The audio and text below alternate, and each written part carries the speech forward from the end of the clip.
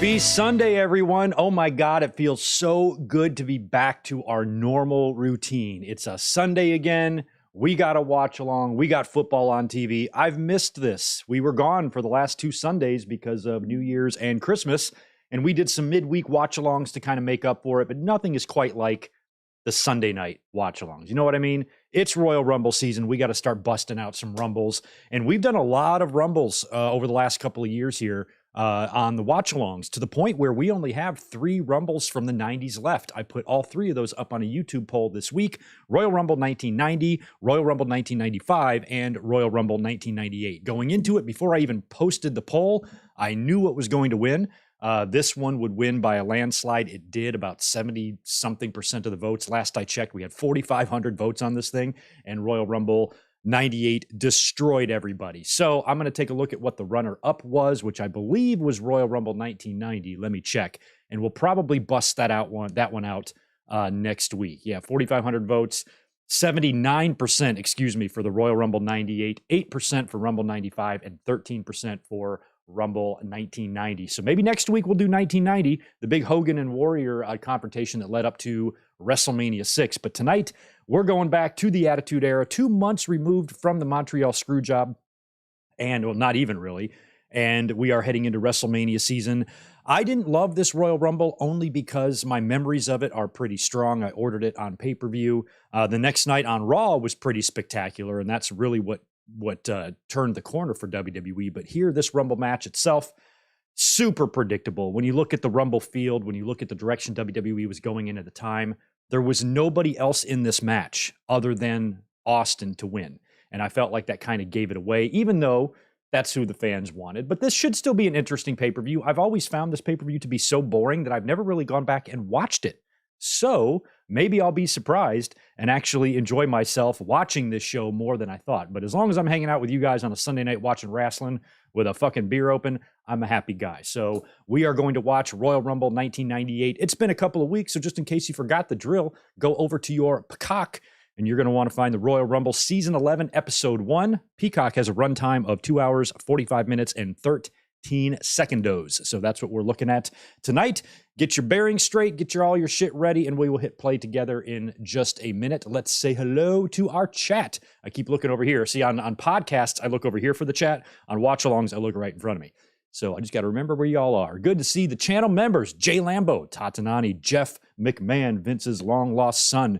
We have Tatanani up in here. We got Brandon McNeil as well. Good to see you. Zach Powgett, the scroll is still here as of now. I'm working on a couple of new intros, one for the Winged Eagle and one for this one. Neither one of them are really ready yet, so you get the scroll, Zach, for a little while longer until I stop procrastinating and get something else made for 2024.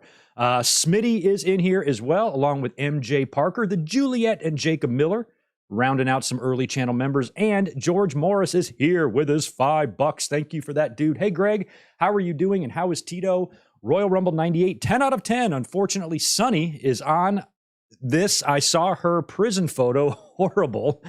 Bills and Dolphins. Yeah, Bills and Dolphins are on my TV right now. I'm eyeballing that. Lions won today, which is also pretty cool as the NFL season wraps up.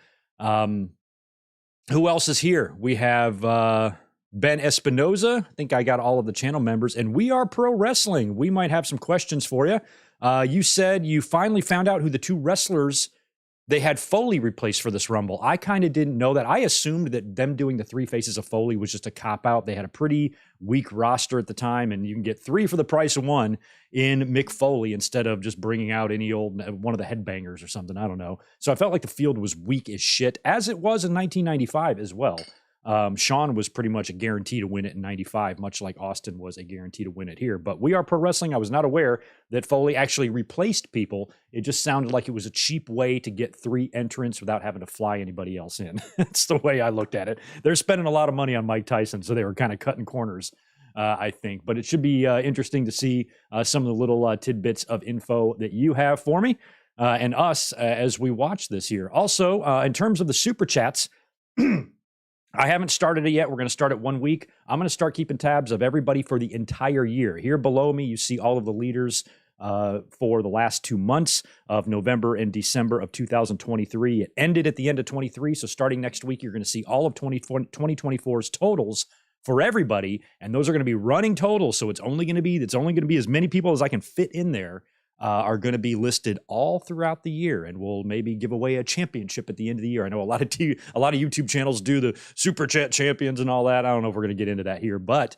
there might be a prize at the end of the road at the end of 2024 for whoever is on our leaderboard there. So keep that in mind. You're going to see those totals change as of next week. They're going to start small because it's the beginning of the year, but then they will grow as the year progresses. So starting next week, we're going to do a 2024 total for everybody. So just keep a lookout for that. George, thank you as always. I think we got most of the shout outs done. I had one of those days where I was kind of running and scrambling to get everything done. I had to go live about 5 minutes and I still had like 6 things left to do.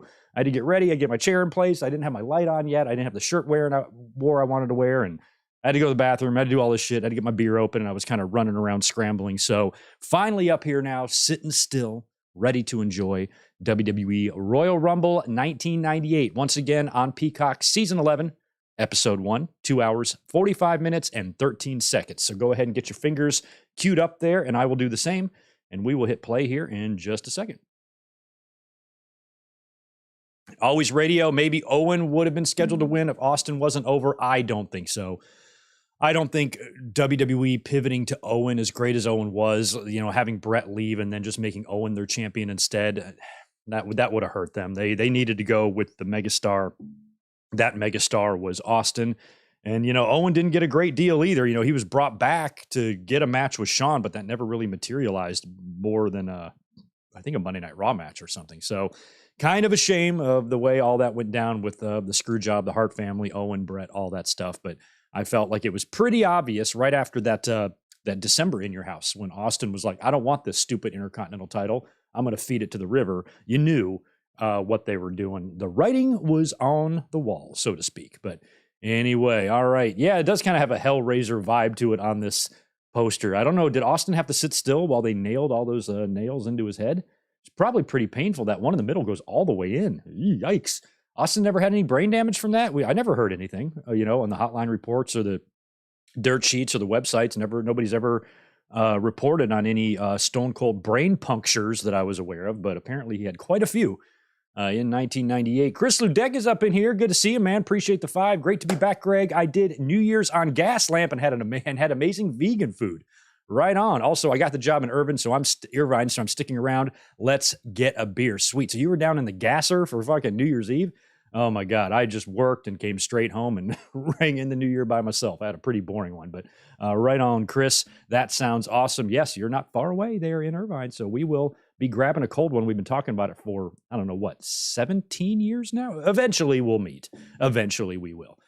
We should try to hit a show that's here in San Diego. We should all try to do a gathering next time Raw comes into town or something and do a big meetup. We'll figure it out. But anyway, let's watch some Royal Rumble, shall we? I'm going to get my fingers on the trigger. We do a countdown from 3 and then we hit play together and things start happening. So that's how we do it here. And once we hit play, the timer right below my face will begin to run. That way, if you have some Peacock advertisements that you need to sit through or whatever, that's what the timer is for. Just sync your shit back up and you can follow along with no issues. All right, if you guys are ready, I am ready.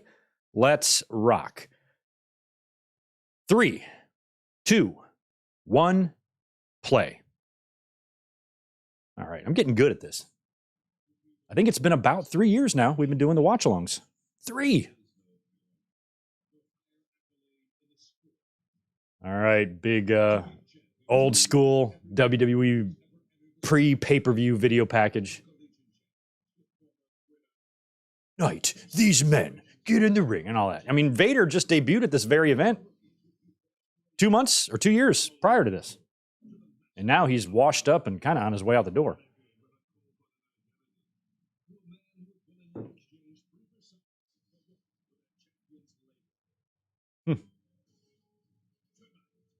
Tonight. There it is. I knew it was coming. I kind of like that they made Mark Marrow a little bit of a part of this too. I mean, Marrow got paid more than Stone Cold when they both came in.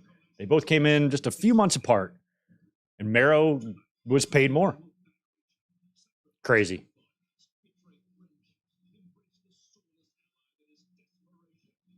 Embrace the soulless ally that is desperation. That's a good line.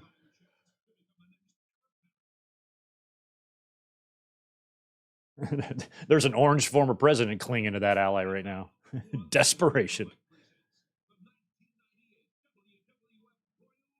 All right. This is, I believe, is in San Jose. Right? This would be the same building, I believe, that Triple H would tear his quad in. Very recognizable building because of the panels that go around the perimeter there. It's probably changed now to that LED bullshit that they do, but they had a lot of those ads. Greensboro Coliseum was like that too back in the day. Oh, the good old blimp, man. Who remembers those blimps? Anybody ever been to a show with those blimps flying around? They were kind of loud. If they got close to you, you could hear it going like bzzz. Yep, San Jose. 1-800-COLLECT. That's right. Y'all will never know the struggles of getting a phone bill in the mail and having to pay for your long-distance calls. I lived in North Carolina. I had to call my parents that lived out here. It's expensive.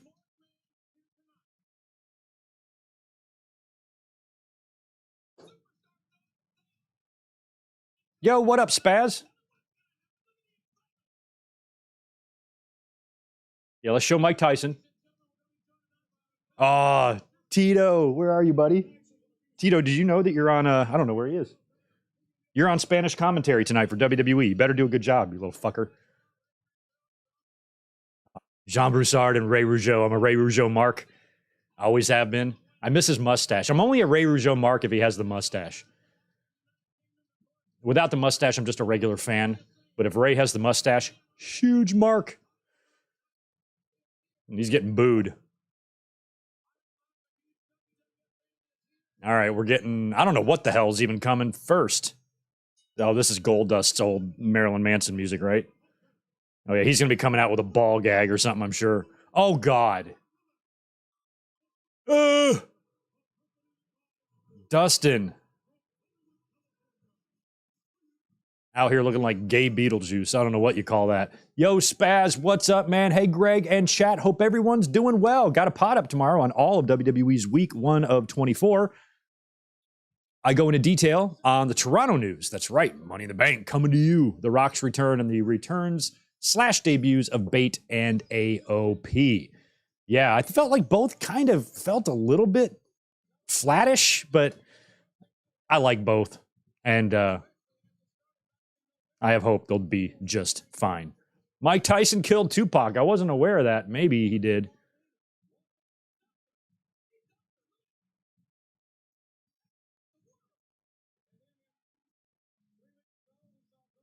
Oh, yeah, the baby New Year. And now he's coming out dressed as Sable. This is too much Dustin for me. He wasn't as slim back then as he is today. Not that that would make his outfits any more attractive. I just think. Okay, so it's going to be Goldie and Vader. Okay. And then I guess Goldust and Luna, they'd go into Mania to face Mero and Sable, I guess, right? So this is just Goldust and Vader. This might be the match. I have a memory of Vader bombing, I guess, Goldust with Luna Vachon on his back, and she just takes a like a hellacious bump. That's probably this match.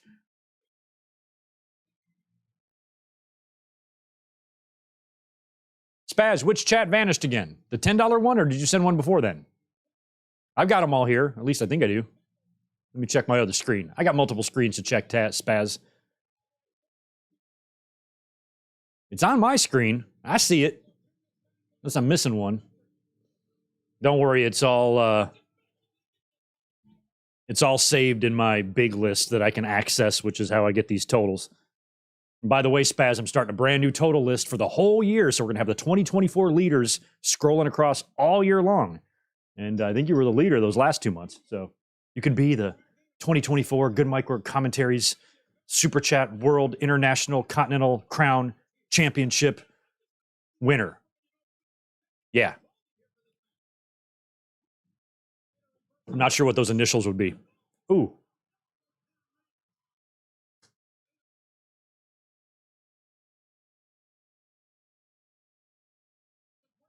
And I'm trying to remember the timeline here. So Goldust started acting nuts right after he dumped Marlena in that sit down. So now he's with Luna. He's dressing like a fucking maniac. Holiday episodes, came out dressed like, Christmas tree and shit, and ball gags in his mouth. Oh man, Vader just took them both out. He's acting crazy here. He still dresses nuts going into WrestleMania 14. But after that, okay, so maybe in a few months is when, yeah, it is. We're 1998 here. Okay, so in a few months, Goldust is going to do the spot on the stage and he's going to burn the Goldust stuff. And then he's going to start carrying around the sign that said he is coming back, and he's going to go for this religious gimmick. But then the he that's coming back wasn't Jesus, turned out to be Goldust himself. So he will return to Shattered Dreams Goldust, I think by the fall, and he'll return against like Val Venus, right? Something like that. Is that how it goes? I don't recall Goldust's final appearance as this freak show, this artist formerly known as gimmick that he's doing.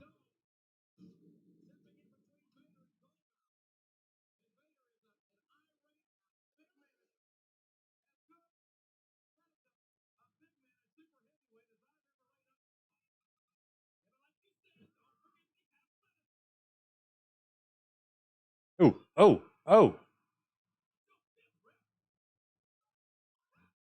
I think they went with this Royal Rumble logo for about 4 years. 96 was the first one, 97, now 98, this logo. And then I think 99 they did too. And they changed it in 2000, I think.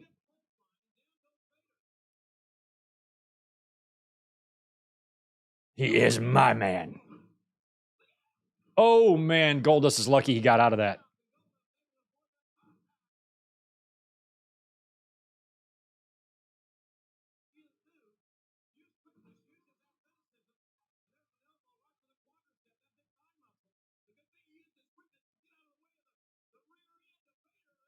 I mean, I remember thinking at the time watching a match like this and thinking that, 6 years earlier, 5 years earlier, could be watching the natural Dustin Rhodes versus Big Band Vader in WCW.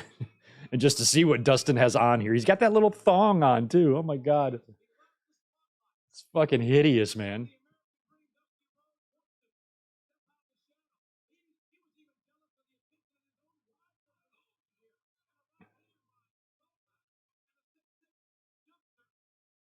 The 6'6" youngster, Goldust. Well, back then, I guess he was youngster-ish.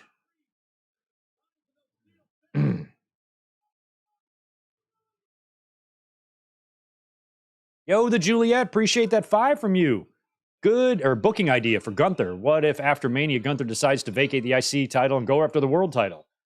I've talked about a scenario like that, but I don't think he has to vacate. You could do it like Austin did in 97 and vacate the title. You could do it like Samoa Joe did with the Ring of Honor title and vacate it to go after the bigger prize. Or you could win the bigger prize while still being that champion.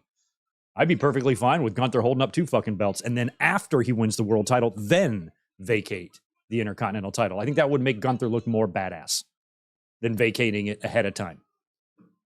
Vacating it ahead of time kind of gives away the ending that he'll win the title, right? Where if he goes into the match as Intercontinental champion, if he loses, he's still IC champion and he could keep rolling, is one way you could look at it, which might help make the match less predictable. So I like that idea kind of in theory, Juliet, except I would just vacate the title after he wins the world title, not before. That's the only thing I'd change there.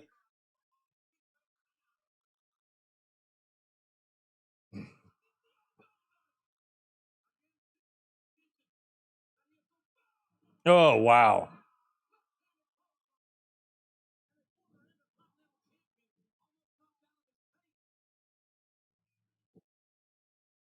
How did Vader never hold a title in WWE? He was never tag champ either, was he? Not European. He was never nothing. He would have been the Winged Eagle champion.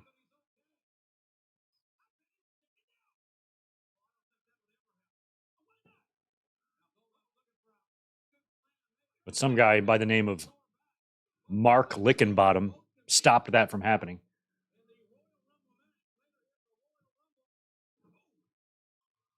Oh, big super coming up. Their suplex.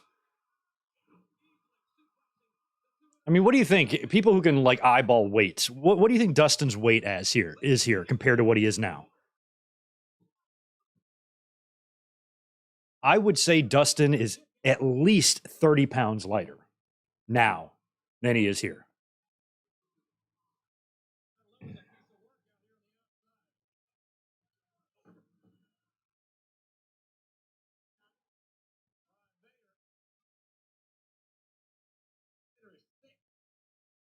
Vader is thick with 2 C's. Wow, Dustin was only 28 years old. He looked old as shit here because he was unhealthy back then. Right, doing a lot of drugs, drinking a lot, overweight. Now he's clean, slender, sober, DDP yoga. Oh, big nut shot. They both go down. I mean, Dustin just looks incredible now. Just unbelievable physical transformation that he's still able to be as physical as he is at his age. It's a feel-good story, you know?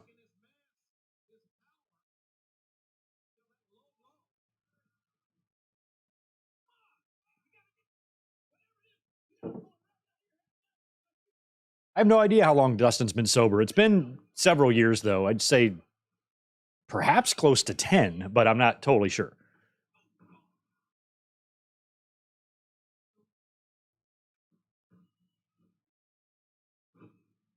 Uh-oh, big splat again. Splat.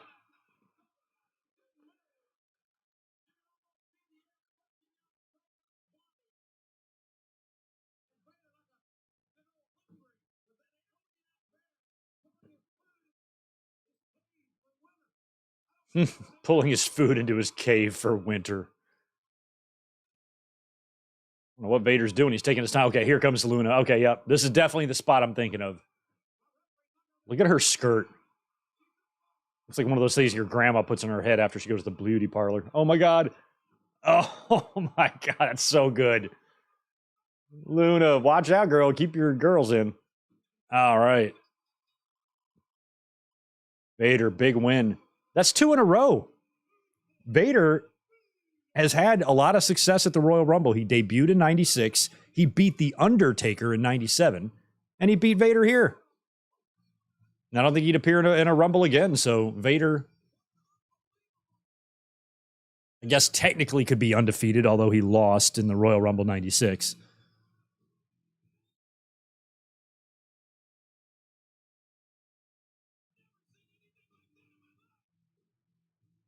I mean, that's one, I never really thought about that before. That's one good mark on Vader's career, is that he had good outings at the Rumble. Every other pay-per-view, he didn't do so well. But Rumble, he was solid, man. He beat 2 Hall of Famers and had his debut.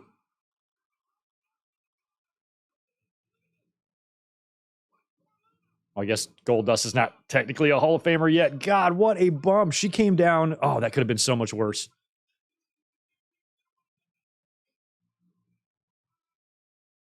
That right there, I think, was more of like a happy accident. That could have been a pretty gnarly botch if Luna would have hit her head on the ropes or got clotheslined or maybe came down straight on her head. It could have been worse. Oh, look at that Stone Cold pickup truck. That old 1998 model. Thing's a piece of shit. I ain't got nothing to say to you. Park my car, you little prick. Yeah, Michael Cole. Mr. Austin, apparently, I don't know what's going on, little discount Todd Pettengill. You scrawny little bitch. What are you wearing on your finger? What's that ring? Yeah. Thank you, Godwins. Will you please slap him around for me? Did he go? He went through that door. I'm not sure. Michael Cole. Oh. She knows she knows I want her, huh? No, Sonny, I don't. Oh, you're a referee? What is this? Why is Sonny reffing a match? No idea what we're even going to see here. There's not a women. Oh. It's probably the minis. Were the minis around? It's got to be the minis. Why the hell would she be in here reffing anything?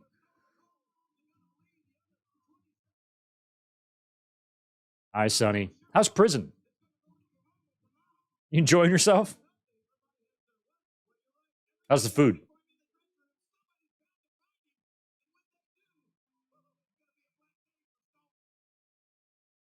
What was that? Mankind's piano music?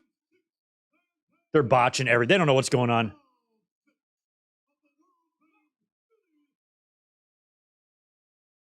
Okay, here's new music for them. Italian, Tarantula, and El Torito. Is that the same El Torito? Didn't El Torito? What was that shit? They had a little guy recently, like within the last 10 years. I don't even know who he was with. He like bounced up and landed on their shoulders. Whoever the fuck that was. Is that him? What tag team was that? I swear, I tune everything in the last 15 years out. Like, I don't retain any of it.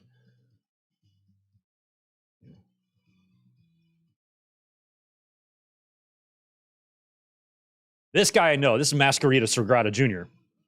He's a legend.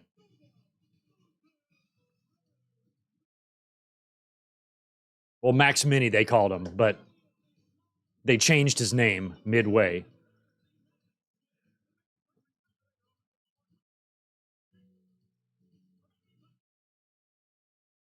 Look at how little they are.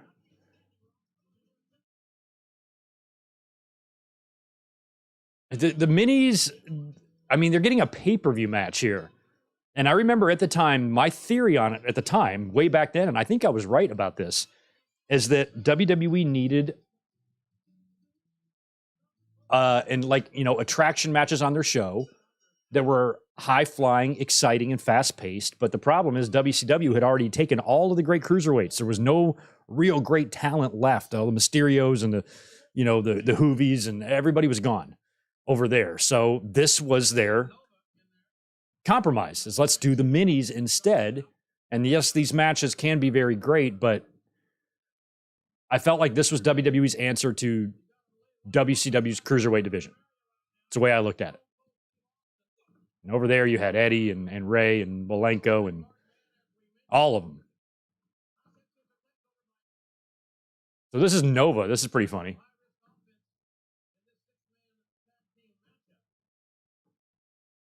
Oof. Right on his little head. And I also didn't like the way WWE portrayed these guys as if they were children.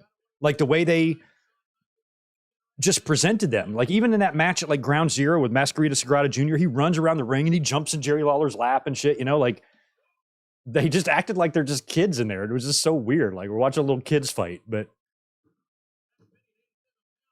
I mean, 87 pounds, Jesus.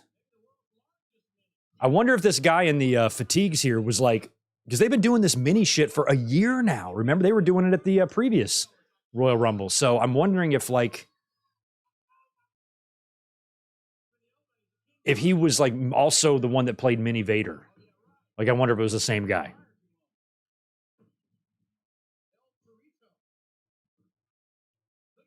What's up? Yeah, Jacob, that's my point. Taka in the light heavyweights, but that was also their answer to it, but there was nobody like Taka was the best one out there. They brought in Great Sasuke for like one match, and they had like other guys like Scott Taylor and Brian Christopher and Devin Storm came in and did a couple of matches, but Aguilar or what S.A. Rios, they had a couple of guys there, but just not like WCW. And I think WWE was trying to find something that would explode or start generating the amount of interest that WCW was generating with the cruiserweight division. I think WWE basically knew they were outmatched in the cruiserweight division.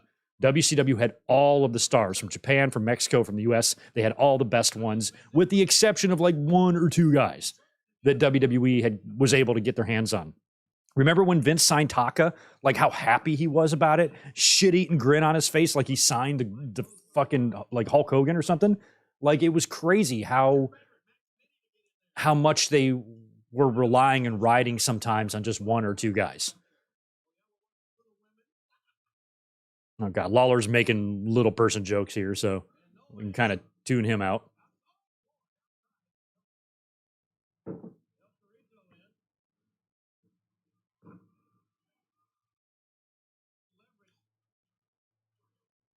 Oh, wow. That's so fucking crazy.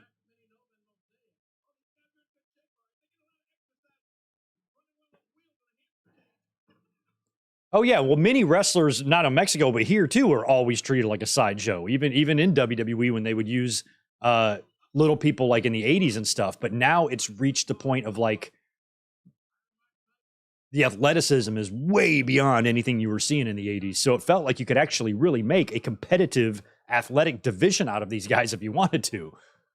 But every match they had, Sonny was a fucking ref, or they were doing something that was just a little too cute. But I mean, these matches really do. God, look at that. They do resemble lucha libre wrestling. Oh.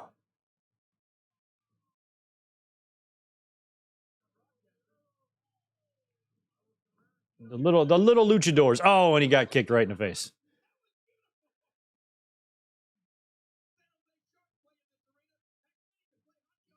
Oof.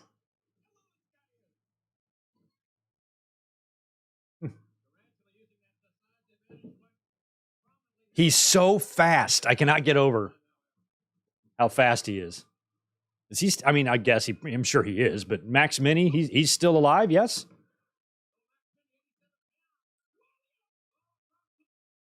Wow.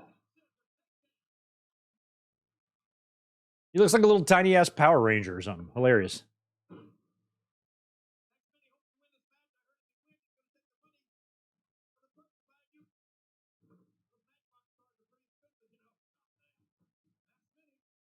Where's he going? His little ears sticking through. Okay, he just slapped him. Oh, jeez. The crowd's kind of into it, though. Thanks for that membership gift, Juliet, hooking up Queasy.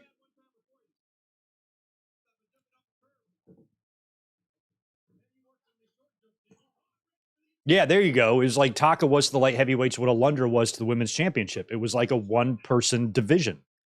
In WWE, that was the thing about them back then. They were just late to the party. You know? So one of the things that Eric Bischoff did that was really good is getting a lot of that international talent, specifically from Japan and Mexico. Oh, Sonny just went for a leapfrog. Oh my God. Sonny. She's helping out.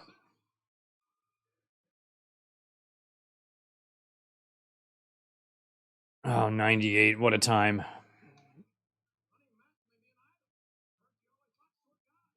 Oh my God. Jim Ross. Sonny and Max might be an item. I always heard you liked short guys. Are you kidding me?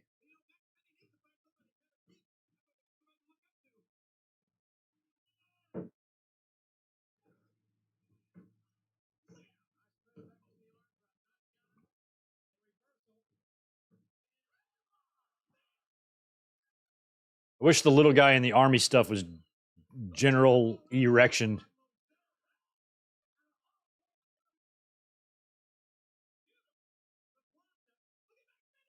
Wow.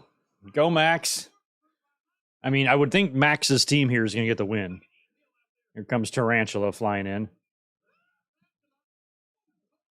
Tope. It's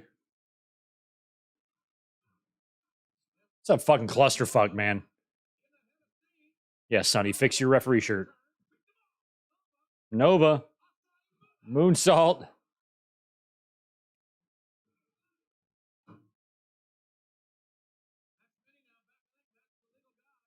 Acai moonsault. I just put acai sorbet on our menu at work. How about that? Look how high up he is. Holy shit. Look out, little guy. Wow. Nice. I mean, oh my God, look at that. Come on, Sonny. Yeah. I mean, to me, Vince, they brought all these guys in because they were the closest thing that they could find to a Rey Mysterio. That's the way I feel. Like at the time, that's the vibe it gave me.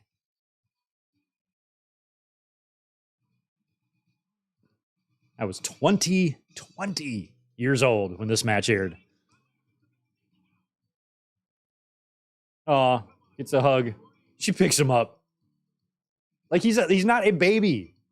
He's probably older than you, Sonny. Good thrill for him, though, little fella.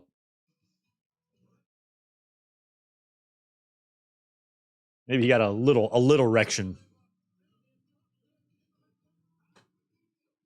Oh yeah, they're all like, this is so stupid. Like everybody's looking for Stone Cold, the whole nation.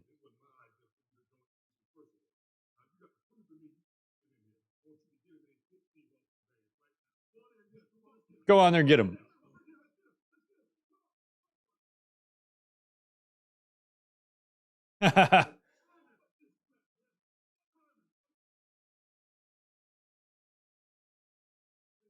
So like the entire roster is searching for Austin because they want to beat him up.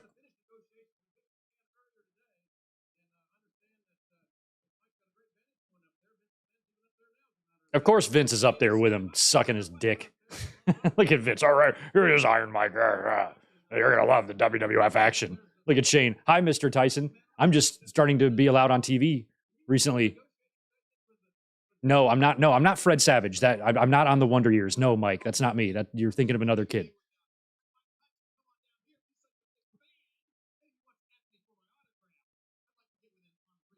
I would like a Mike Tyson to get an arm's reach of you too, King, to be honest with you.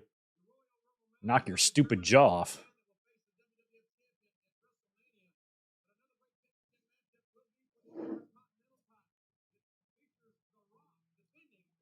Is Vince and Shane hotboxing with Tyson? Well, Shane definitely is. I don't know about Vince and Mike, but you know Shane is. I'm the one that sold it to him. Oh, man. This is a great episode of Raw. That old building in Lowell. That building that D'Lo just tapped out right there in, I'm pretty sure Samoa Joe won the NXT title in that building from like Nakamura on like a live event or something. Oh.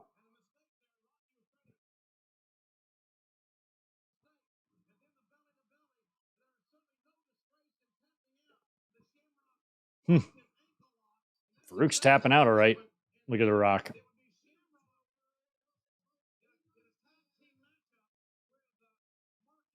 Oh, yeah, this was just last week. Oh, okay, this is when Mark Henry joined with the Rocky Sucks shirt.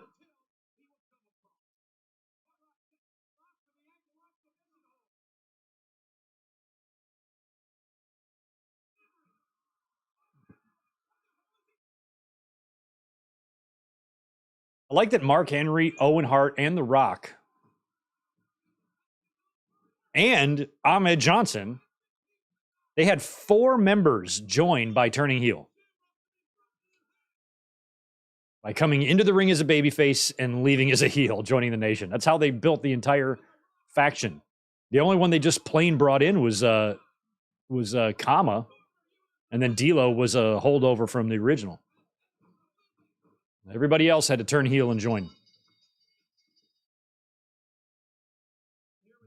Ooh, that's a pretty title. Oh. Kind of want to go pull it off the wall and caress it.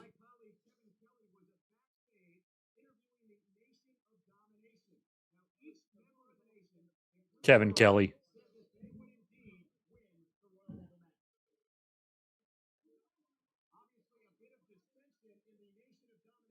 Yeah, We Are Pro Wrestling. I remember that as a kid. I remember when they announced Mike Tyson to be a part of that main event right before WrestleMania, and then he lost to Buster Douglas. I think it was like in Japan or something, right? Lost to Buster. And then Buster got brought in to do it.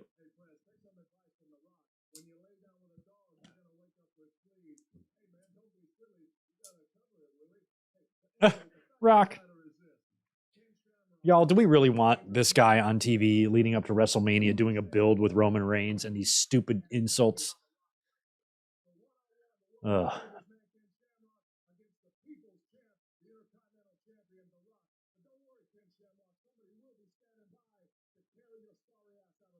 Yeah, don't worry, Ken. Always Radio. Kama was kind of doing nothing at the time. He was in between gimmicks. He was the Supreme Fighting Machine, and then he kind of disappeared. And I guess they did have plans to bring back Papa Shango, had design, creative and character designs made for him and all this stuff. And then just decided not to, I guess, at the last minute, had him join the nation instead. And they brought him in as Kama Mustafa. I would have called him Kama Shango, but whatever. About to enter the arena. He's already in the arena, Howard. He's been in the arena all day. God, I missed that belt. I cannot believe they got rid of that. The one that Gunther has looks like a gorilla turd. And I didn't really like the one after this either, but everybody else did because they probably grew up with it. But me, I grew up with that one. The Attitude Era Intercontinental title wasn't bad. Well, no, in a vacuum by itself, it's not bad. Compared to that one, though, it is bad.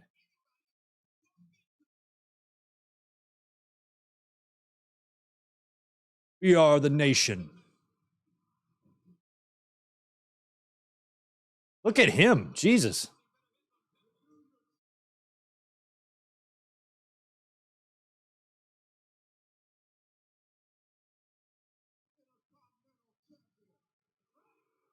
Yeah, The Rock's the Intercontinental Champion. Rock is a crack baby. That's the best sign there ever was.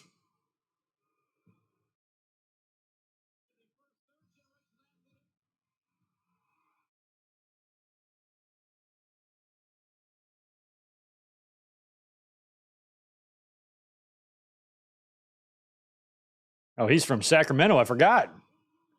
Sacramento ain't far from San Jose. At least I don't think it is. If my geography's right, it's up there above me somewhere here in California.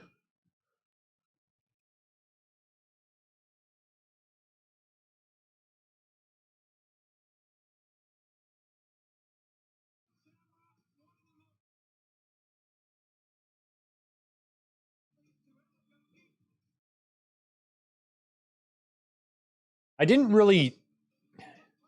I don't remember hating Ken Shamrock's theme. It wasn't as intense as Brock's. I mean, if they had something a little harder, like more heavy metal, like but even his little punches that he did to himself before he entered the ring were he was pulling them. Like he punches himself twice, but he's very light on the punches. He just taps his face. Where Brock would jump up on the apron from the floor and the pyro would go off, or Goldberg would bash his head through his own damn door and concuss himself before he got to the ring. Maybe Shamrock could have benefited from a theme, maybe more like Dan Severn's. I always like Dan Severn's theme, underrated theme. Remember? It was good.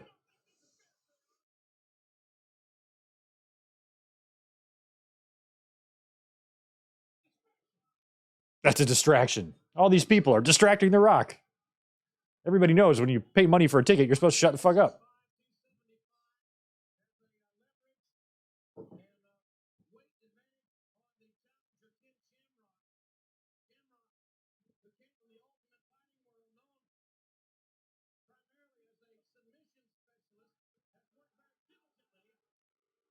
If I remember, I mean, Shamrock gets screwed over twice. I'm pretty sure he beats The Rock here and he beats The Rock at WrestleMania, and both are overturned or something crazy happens. And by the time he finally wins the title, it's in the tournament in the fall, and it's the new IC belt design.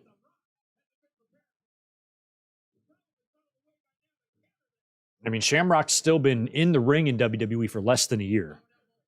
He didn't debut in the ring until after WrestleMania 13 the previous year. At least for WWE.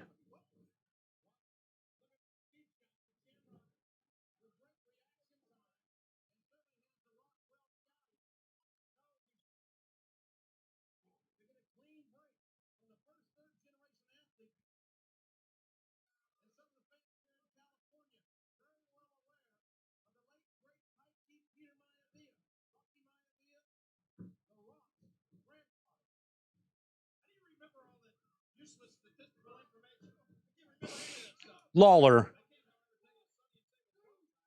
Oh, God, I fucking hate him so bad hearing his dumb voice. But he just asked Jim Ross, he's like, how do you remember all this useless shit? I'm like, Lawler, how do you remember all these stupid jokes you repeat every damn pay-per-view, you asshole? Maybe Jim Ross just chooses to remember things that are worth remembering. Not a bunch of cheesy one-liners about girls' puppies and shit.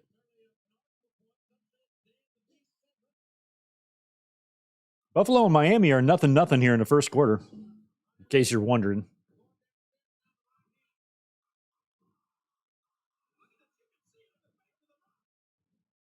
Ooh, missed, ducked.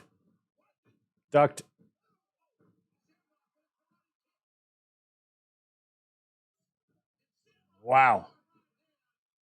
I remember leading up to WrestleMania 14, like the Go Home Raw. The main event was one-on-one Austin and Rock. It was actually really good.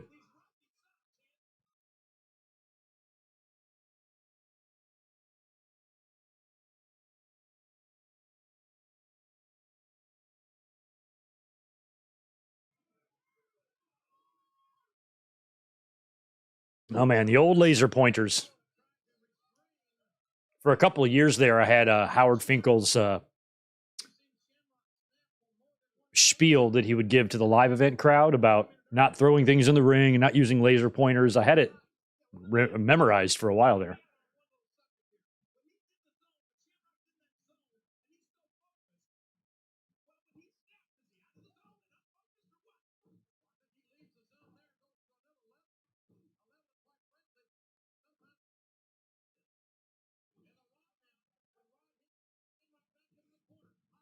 Do I remember the Big Boss Man? No, never heard of him. Was he any good? Come on now. Of course I knew who the Boss Man is. We've talked about big old Ray Traylor many times on the show. He was another one gone too soon. Died very young. Oh, God, look out. Oh, nice. I guess Shamrock went for a Hurricane and got hung up on the top rope instead.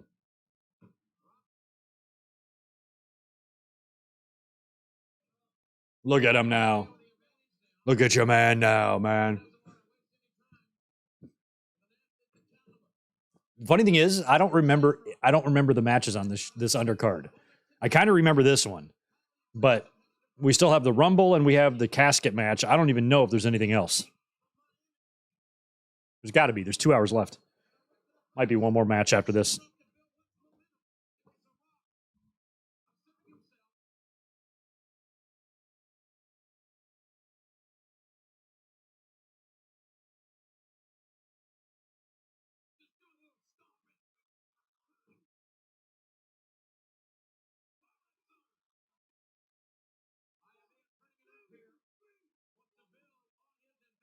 I'm trying to think now. Ken Shamrock would win the title, the Intercontinental title later in the year.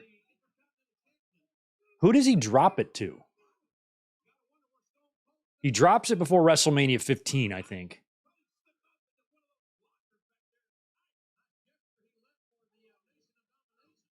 No, I think he was IC champ. That's right. He was IC champ. So basically a year from now, Shamrock would be Intercontinental champion at the Royal Rumble, and The Rock would be winning the WWE title back from Mick Foley. So both of these guys would be champions 1 year later at the Royal Rumble.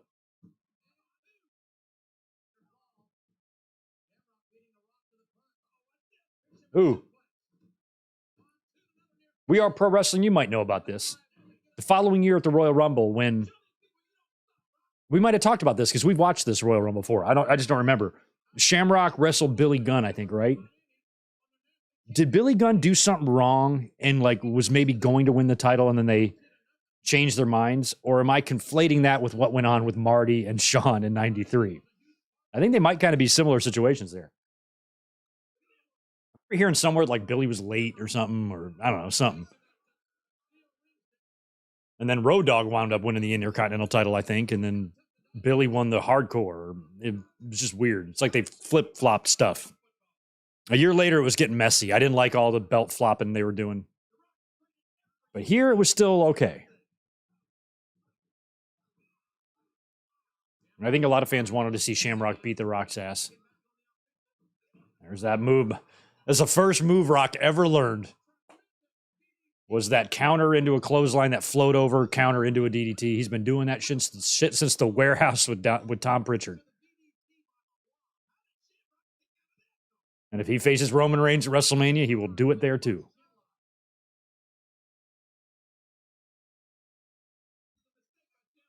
If anybody who follows me on the twatters, I posted a condensed version of what we spent an hour talking about yesterday in the podcast, about all my thoughts on that Rock and Roman Reigns match and the hypotheticals of it happening at WrestleMania versus happening at Elimination Chamber and things like that. So you can check that out if you didn't check out today or yesterday's podcast. Otherwise, check out yesterday's podcast because we had a lot to say. Ooh, good right hands by The Rock.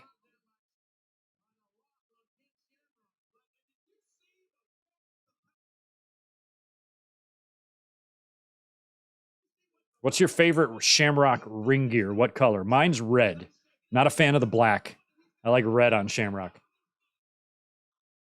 I don't know why he doesn't wear green. Seems like that would make the most sense.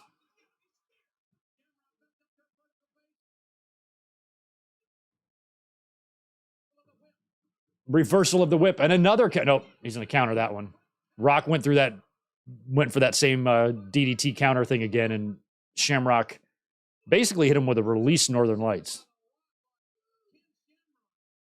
Which if I'm hitting someone with a Northern Lights, I ain't releasing it.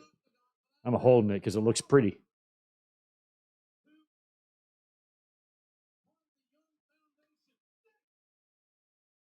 Oh, he did wear green at SummerSlam. Who the fuck did he wrestle at SummerSlam 99? I can't even picture him in green. Who did he wrestle at SummerSlam 99? I have no idea. That would have been Triple H, Foley, and Austin, the main event, Shane and Test, and I don't remember what else. Rock and Billy.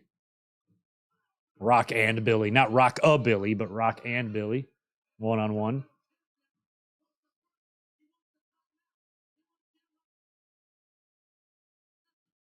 Rock and Billy. And come to think of it, in AEW, how come Billy Starks isn't the manager of Bill and Starks? Or at least in a faction with them?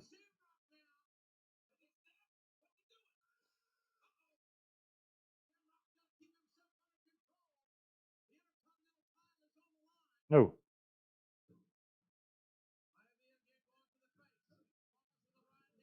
Shamrock's physical condition always blew my mind. Just thought he was so scary looking. Who's coming? Somebody's coming. Oh, it's all the nation. All right. Yeah, Kama, you came in hot. You came in way too. D'Lo's hung up. Both of you guys are idiots. Oh, Nux. Brass Nux. Those funky Nux. 1, 2. Oh, he kicked. Oh, and he kicked out big.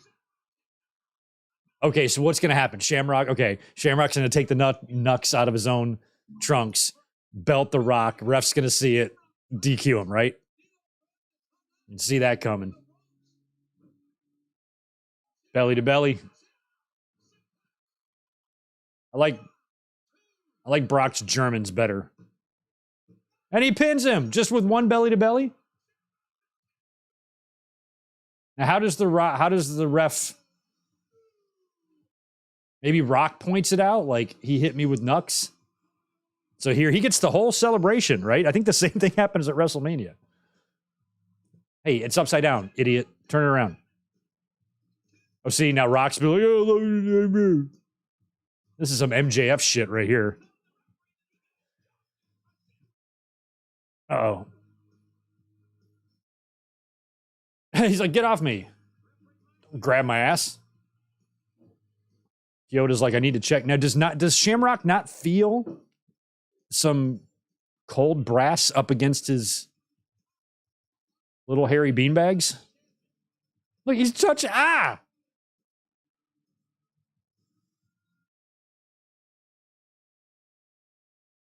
Shamrock, how can you not tell that that's in you?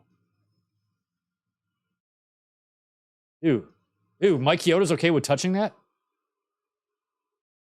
Wash your hands. Oh, please. That's so lame. That's so lame. Busted. Rock keeps the belt. Oh, Lord. Shamrock's going to fucking murder Chioda. And it's going to be deserved.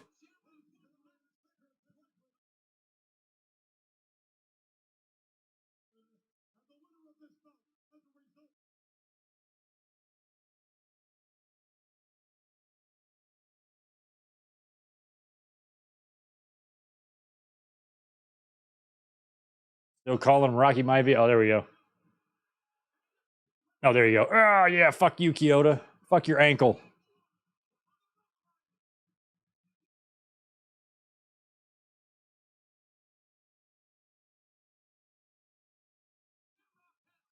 Up here comes Tim White and Jack Doan to the rescue. And Corderas. Yeah, they're like, fuck that. You're on your own, Chioda. Best of luck, pal.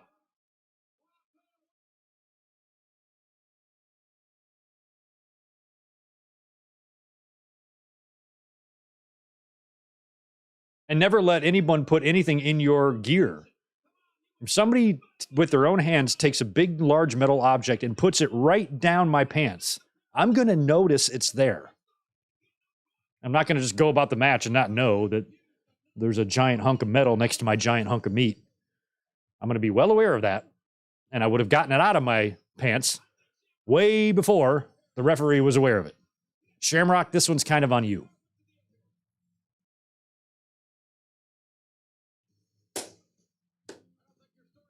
Which ankle lock is better, Shamrock or Angle? I'm going Angle. Ooh.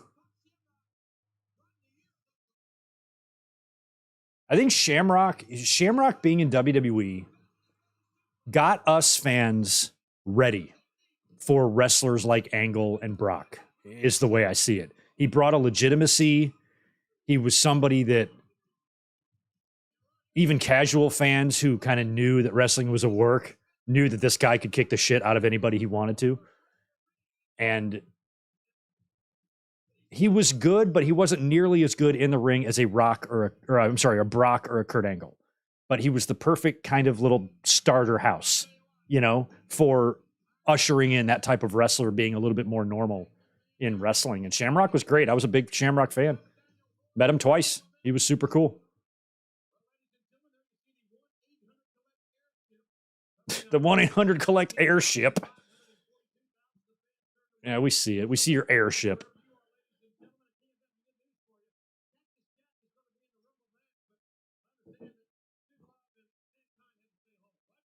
Dude Love and Mankind had to stay home. Max Mini's flying it. Bring back the Ultimate Warrior. Hang on, sister. He'll be there in WCW in like 8 months. Oh, it's the Bariquas. The Savio Vega. Come on, come see this. Oh, no. Oh. Now we got a gang war again. All right, there's Patterson, Tony Gurria, and Dave Hebner running in to try to break things up. Total package. Who's the total package? That guy? Hate to break it to you, buddy. You are not the total package.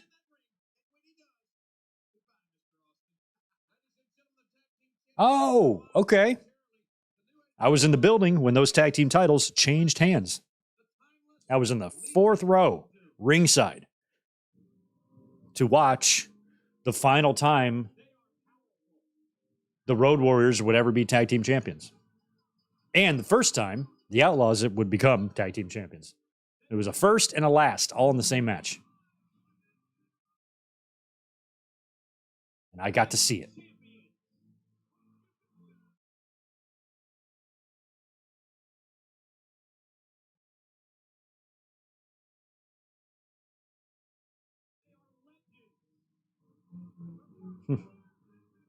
I missed the shiny, the gold shoulder pads, which I only saw once. It'd be cool to bring those back. One of my favorite Raws ever was about a year before this. It was that February Manhattan Center Raw. And they came back unannounced. And it was like so huge. I was like marking out. Like, we might be able to squeeze a couple more years out of the Road Warriors. That'd be great. And then shaving the mohawk and all that.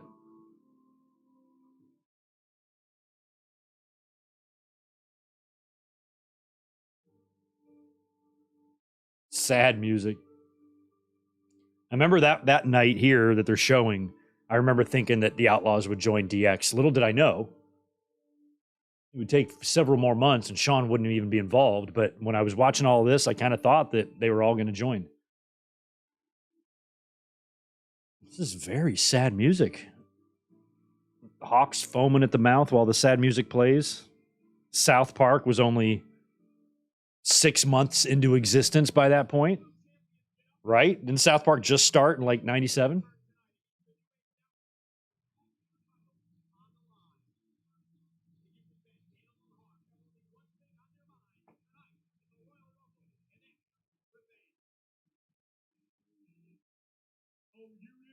And things would get different. I think these two teams would wrestle again at another show I was at Unforgiven. But by that point, we were starting to tread into babyface territory for the Outlaws and DX.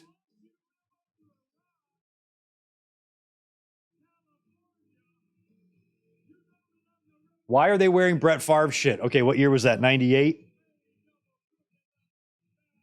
Did they win the Super Bowl? They're wearing Packers stuff in Sacramento. Why would that be? Oh, the Niners. Oh, okay. Oh, yeah. It was probably playoffs. Oh, yeah. It was probably, this is late January, so it probably would have been like Niners, Packers in the NFC title game. Brett Favre and Steve Young. Is that what we saw that year?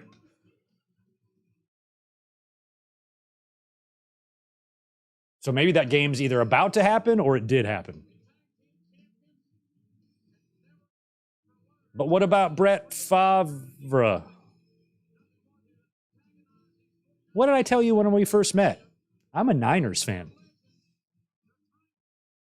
Anyone? Green Bay beat Niners in the NFC game. Gotcha.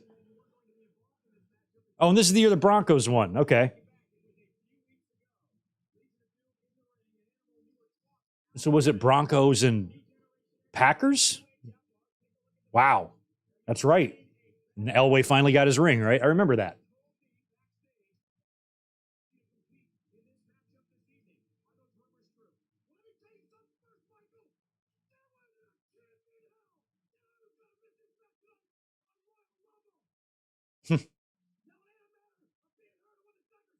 So they're trying to tie in a little injury thing here for Animal, I guess.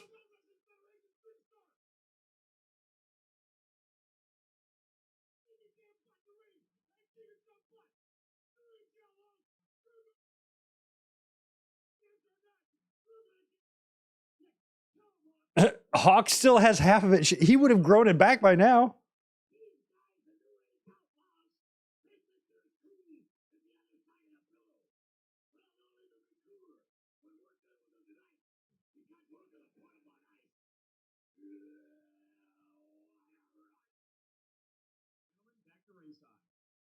All right.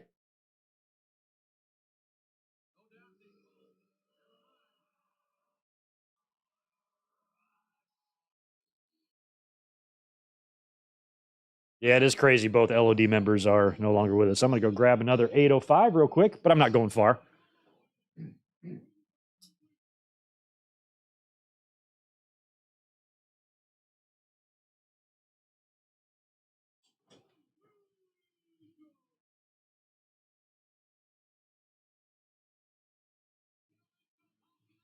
American Originals.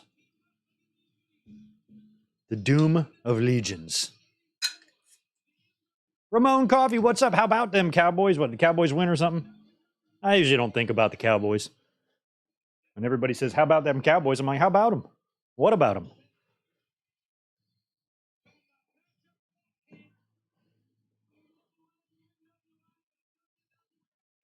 Gilbert, Yankees and Bulls were the other champs in 98. I remember the Bulls. Yeah, Yankees, I guess that's right.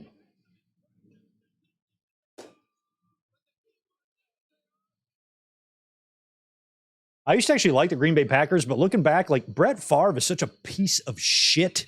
And so is Aaron Rodgers. They are both just ginormous pieces of fucking shit. God, they're horrible people. So I don't even fucking care about the Packers anymore. Get yourself a quarterback who ain't a piece of shit, please. I'm begging you. Embarrassing us up there in the NFC North.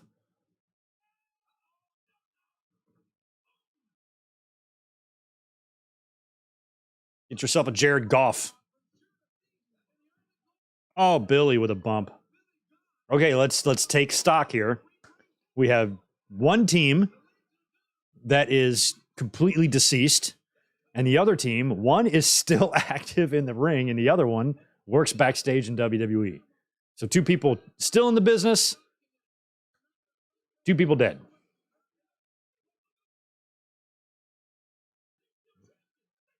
Here comes LOD. Come on back here.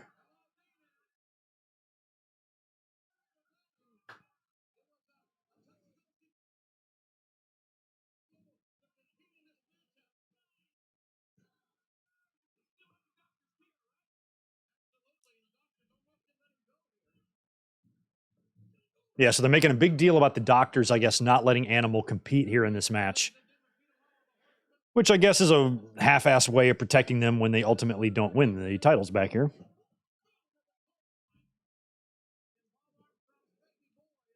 Bob Armstrong's baby boy. Is that the first time they've ever acknowledged his family? Because when he came back in like 96, Road Dogg is like the new Jeff Jarrett or the real Double J or whatever the fuck it was. They did this kind of sit-down interview with him too, and I don't remember him ever mentioning his brothers or his dad. So maybe this is the first time they really talked about that, but... Ooh. They've been written off more times than a business lunch, and Road Dogg got legitimately busted open in the mouth. He might be missing a digit. Ow! I don't like bloody teeth. Not my favorite thing.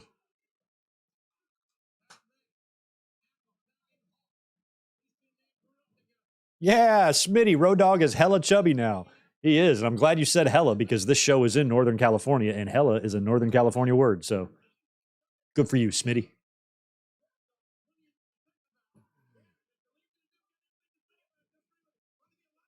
There's a saying we have here in California. People from Northern California hate people from Southern California, and people from Southern California don't care.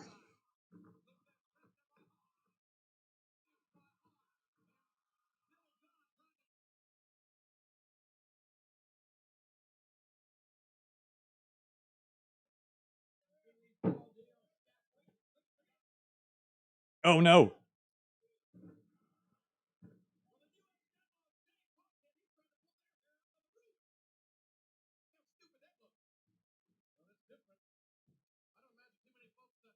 Leo Whalen, greetings from Beantown. Are you a part of that big-ass snowstorm that's going on? Stay safe if you are.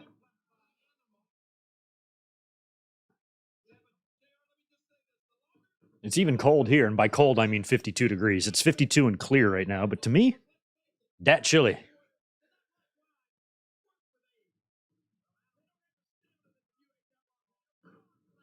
Lawler, not all wine gets better with age. There's some wine you have to drink fast. You can't just have it sit on your shelf for 10 years and it gets better. It's not exactly the case. It is with certain wines, but most wines, you can drink it.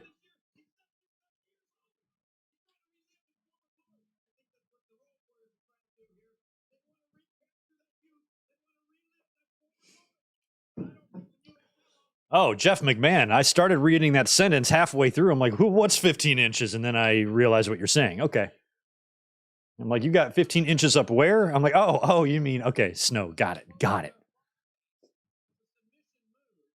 Yeah, if anybody's in the path of that snow up there, it's always the Northeast. You guys get fucking ass raped every year by some crazy blizzard. Like every year, it's the same thing. I look at the weather map and it's all pink and purple going across here. I'm like, I don't know what pink and purple is, but that can't be good. I know green is rain and white is snow, pink and purple.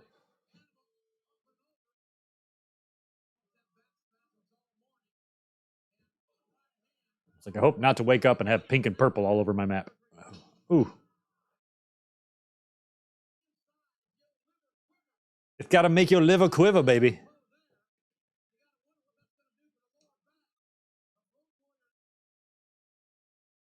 And the funny thing is, they're making it a back issue because I do think Animal had the issues that he had was back injuries. He might have been a part of that Lloyd's of London deal too. I know Rude was and Hennig was and a couple other guys. And I think Animal's another Minnesota guy anyway. So I think they are all into that up there.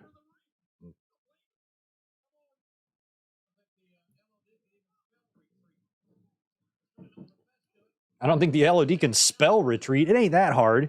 R-E-T-R-E-E-E-E-T. See, that's not that hard, Jim Ross. I can spell retreat. Just sound it out.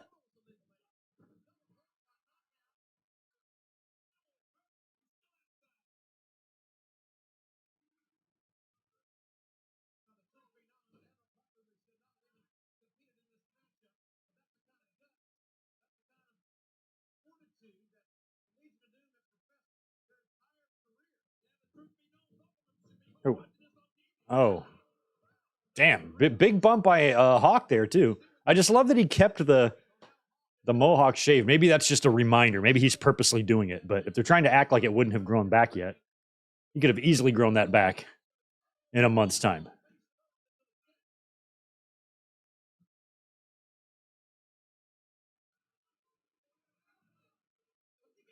Ooh. Uh-oh. Oh, no.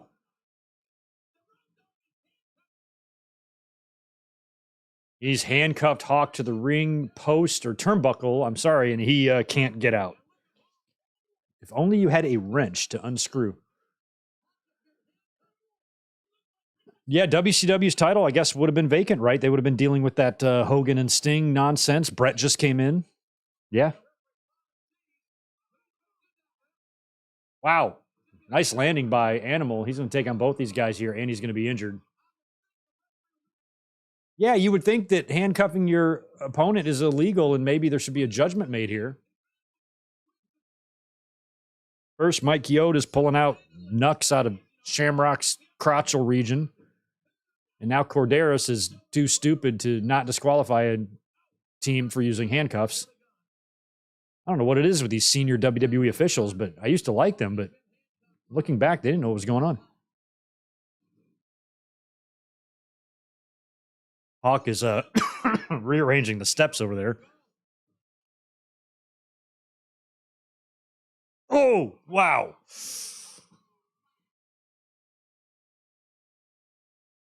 And that's a DQ. That would have ended Billy Gunn's career 26 years early. Because that's how old this show is. It's over a quarter century old.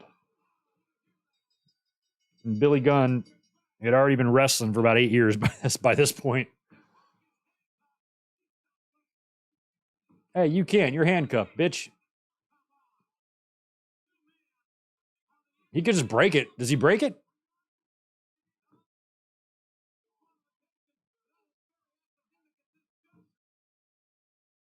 Like, is there no baby faces in the backstage area that might want to, I don't know, help a Hall of Fame legend?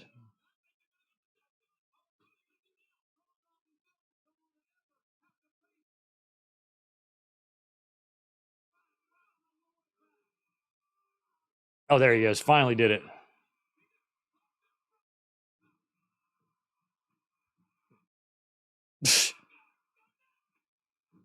As this could be way more intense than it is. Ouch.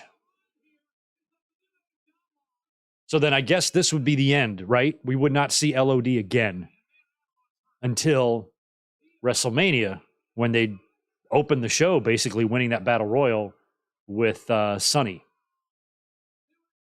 And then they would get the title shot at Unforgiven. But even by that point, 1 month after the return, and they're rebranding as LOD 2000 with worse music and worse gear. And these guys, the Outlaws, getting over as baby faces. It was over. It's kind of sad. This is the end.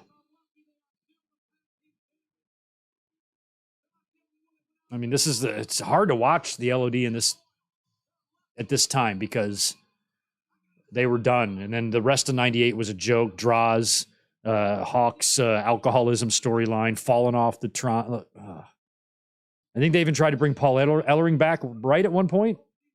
Just, oh yeah, they get to give away this truck. I entered to win this, and I didn't know what I was going to do if I won it because, Mildred Bowers won the Stone Cold truck. I remember entering it for that sweepstakes, and I just remember thinking that if I got it, I would just sell it because I don't need a pickup truck and one that fucking big. And if I'm driving around town with Austin shit all over it, just no. So I was like, if I win it, I'm gonna sell it. But I didn't win it, so it didn't matter.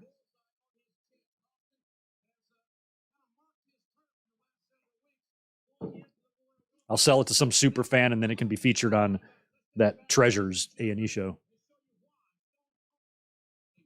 All right, we're going to show us. He's going to show us why Austin's a marked man here.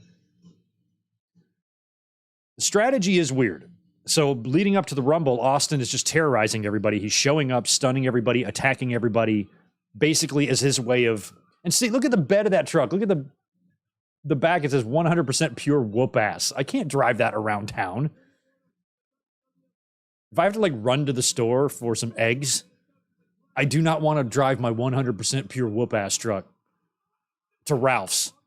No.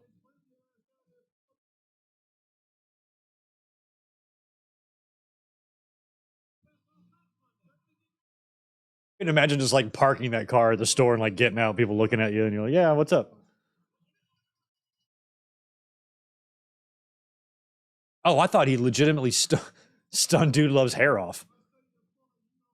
But think of this strategy here. Austin's got to face all these guys in the Rumble. So how does it benefit him to go around and antagonize all of them, purposely making himself a marked man, thus lowering his chances to win the Royal Rumble to begin with?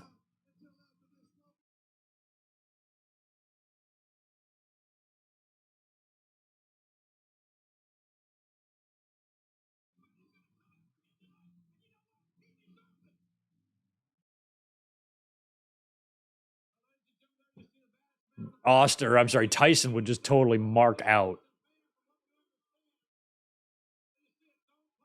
Subtitles, please. You can't understand what Mike Tyson's saying anyway, so I guess it's fine that we couldn't hear him. All he would say is, we got to respect each other as indivisibles, and you don't want to put somebody's career up on a pedicure. Here are the rules.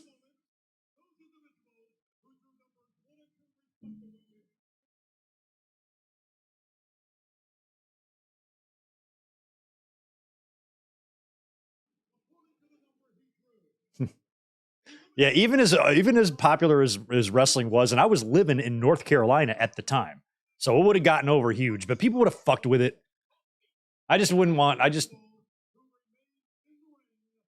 Oh yeah, nice. Spell out the rules. We know, over the fucking top rope, easy.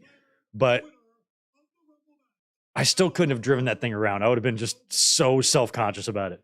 Like, I feel like a fucking moron driving this thing. I just couldn't have done it. Even back then, when I like had wrestling merch and I went to shows and I was a huge crazy mark and I had action figures hanging in my bedroom and stuff, like I still couldn't have.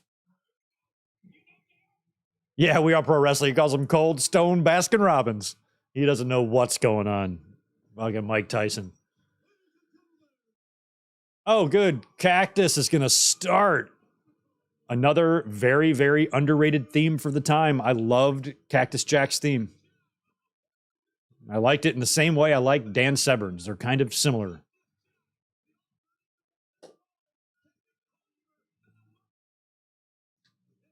He can be colder than a mother-in-law's kiss.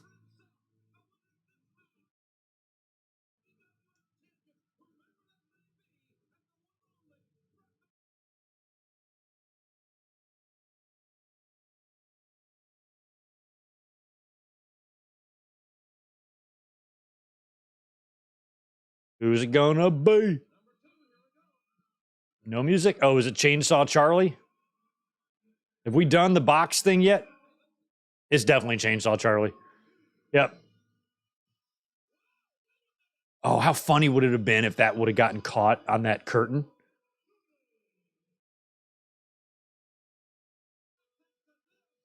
I love that Terry Funk's theme music in 1998 was a literal chainsaw.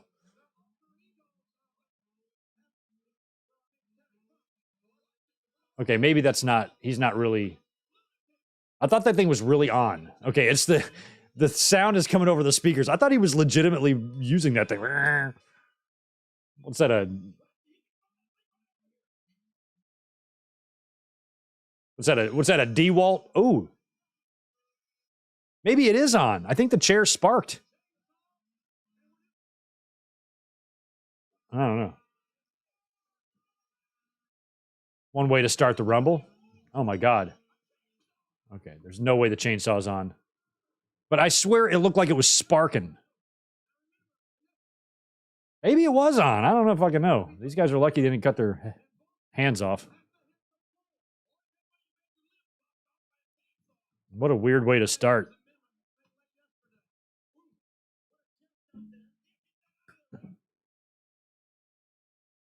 As these guys beat each other with chairs, I got to go say goodbye to Elizabeth. 1 second.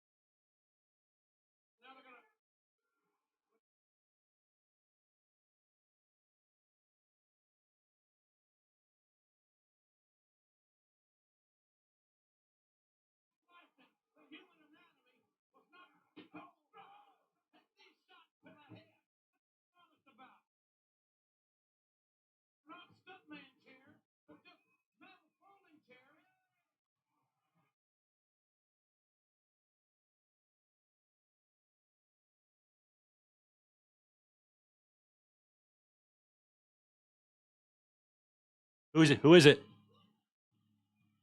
It's Tom Brandy? Oh my God. I'll be right back.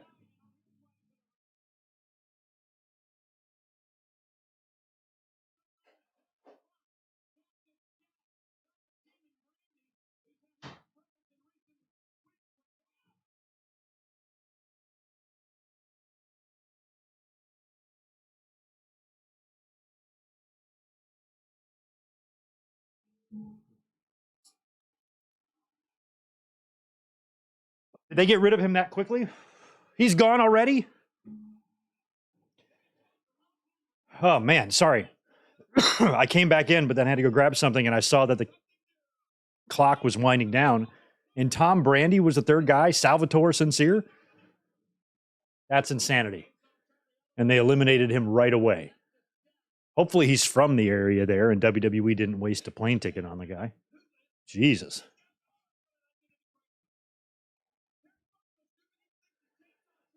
Yeah, Mero and him, I think, maybe did have something. Tom Brandy was not a bad hand. He wasn't. But that Salvatore Sincere gimmick was...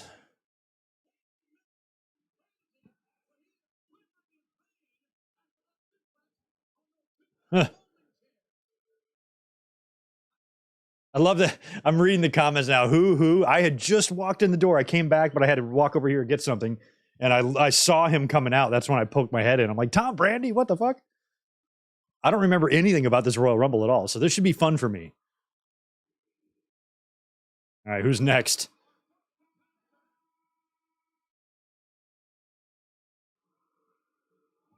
It's The Rock. So he's in this too. Okay. Oh, yeah, that's right. I knew he was in this. He's the runner-up. Damn, he's in this match for a long time then.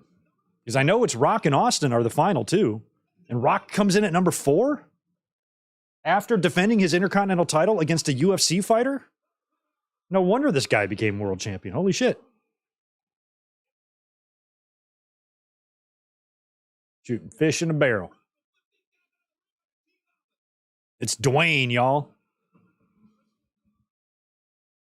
Hey, I haven't been an obnoxious YouTuber and asked for a like yet, so if you haven't smashed the like button, please do that. Not to sound like Logan LaDouche and his cred, but unfortunately, I need the likes, and please subscribe. You get a free bottle of cred if you do. Rocky's head. Oh, just wait till next year's Royal Rumble.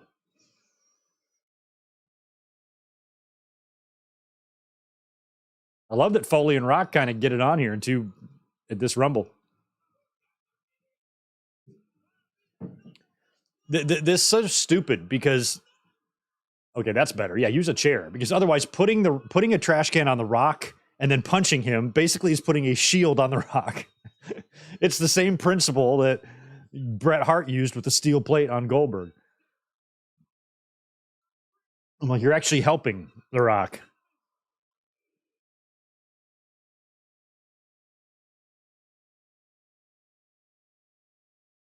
Oh, this is a headbanger. I recognize this music. It's, what is it? Little Beaverage? Little Beavage. Beaver Cleavage? Beaver Cleaver? Beaver Cleavage.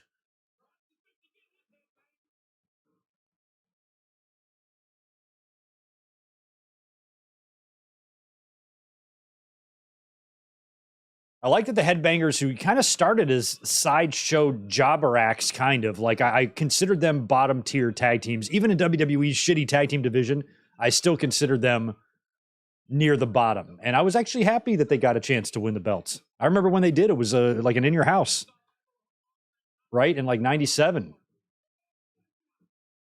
Might have been Ground Zero. And I thought it was awesome.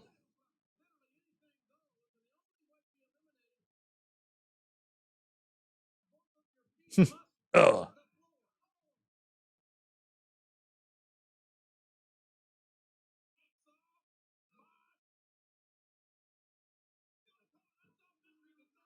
Oh, God. Funk's going for his wonky ass. There it is. And he missed it.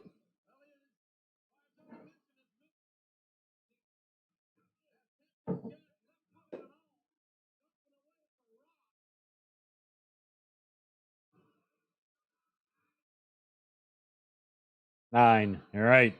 Here it comes.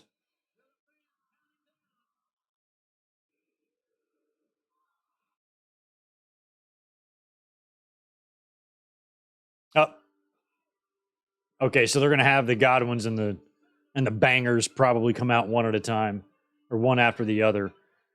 They do this in a lot of Rumbles, man. I guess maybe just to make it easier. They definitely have that. They definitely have a formula to how they book these things. But in a lot of Rumbles, when tag teams, specifically tag teams that are feuding, they'll come out boom, boom, boom, boom, right after the other. So we'll see if the other headbanger comes out next, or if Henry comes out next.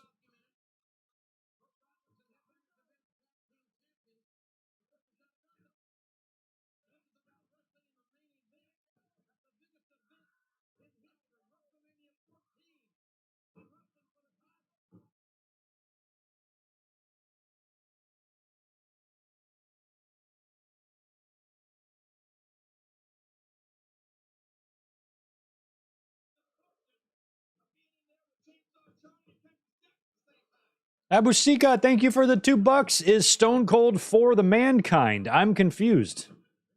Well, so am I, to be honest. Is Stone Cold for the Mankind? Not sure what you're trying to ask. Now, Mankind will come out later, because we have Cactus Jack in the ring right now.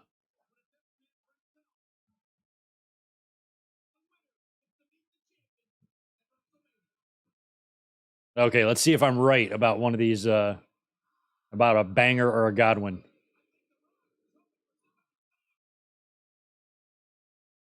Oh, okay, it's a DOA. All right. But I'm telling you, a Banger or a Godwin is going to be close. So which one is this? 8-ball? Or is this, is it Patrick or Gerald? Which one is it? Remember when they went to WCW and they were Patrick and Gerald and neither one of them wanted to be Pat? Oh, there's Cactus. He's gone.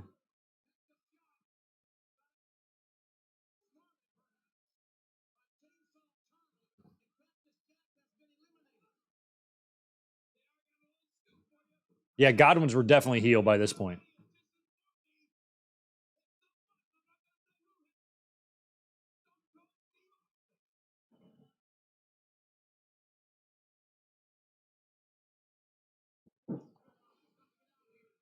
No more Foley. Done for the night. Never again. Won't see him. Kiss Mick Foley goodbye. Because you definitely won't see him again.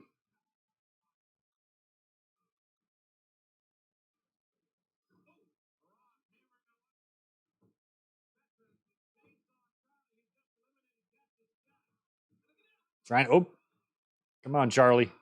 Hang in there.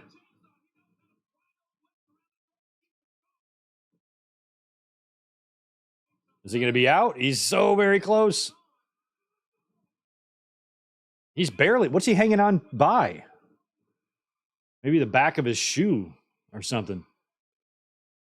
All right, who is going to be next?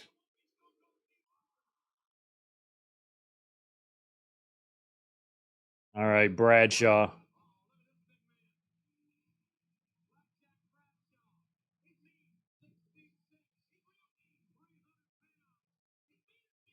Got that big old goatee.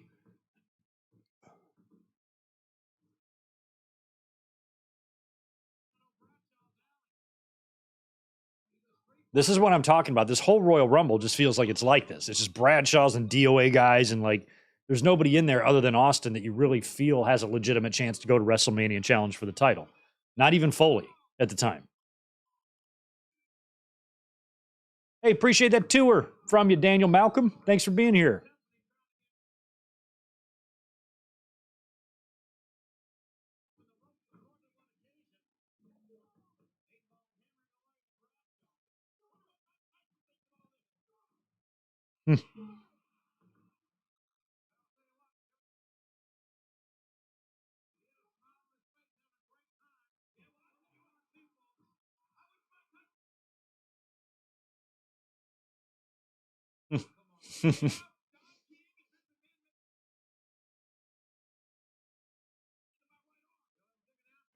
I am Tyler Lawler. I don't know what you call that. Terry Funk did like a 1/5 of a skin the cat. He kind of pulled himself up, but he came under the bottom rope. He skinned the hamster.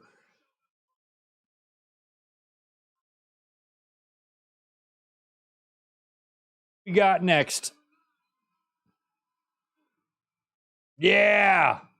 Oh no. Oh no. Owen got a pretty good ovation. Even Tyson popped, but he got attacked immediately from behind by Jeff Jarrett, his future tag team partner, and Jim Cornette. So Jarrett, oh my God. So Jarrett's doing the, why are they attacking him here? I didn't even know what they had to do with Owen at this point.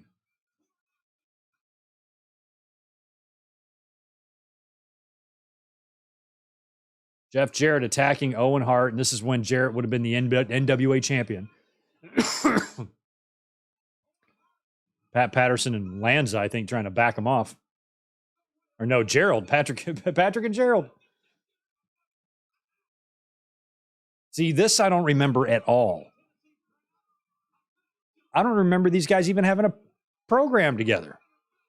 When did they pay that off, that whole attack there? What was the point of the attack? Why did they attack him? We Are Pro Wrestling. What the hell's going on?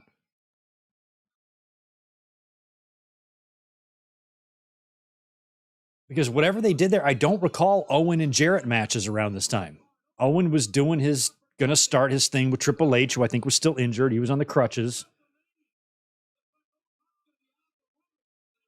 And Owen doesn't even enter the Rumble? Like, you need star power for this thing. You know, that's the second time now that Owen has had this happen to himself. He had it happen in 1995. He came right in the Rumble and was like immediately eliminated.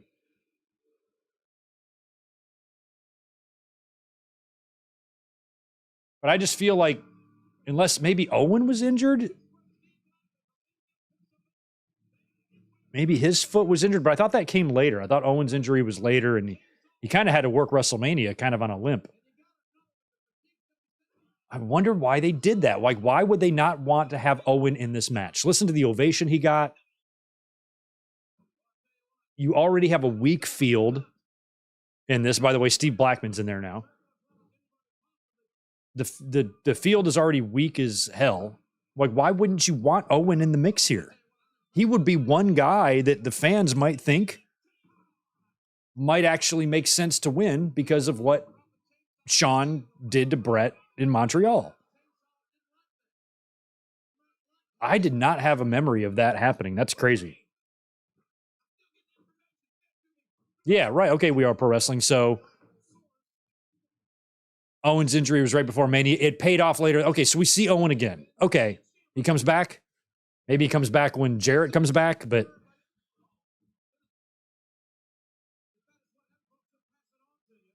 Owen and Jarrett, it's just weird why that happened here.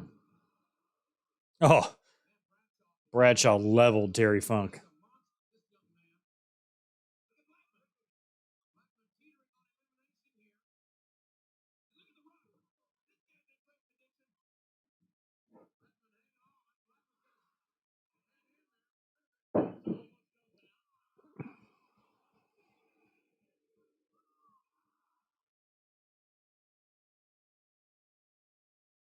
Here comes D'Lo with the head shake. Love D'Lo.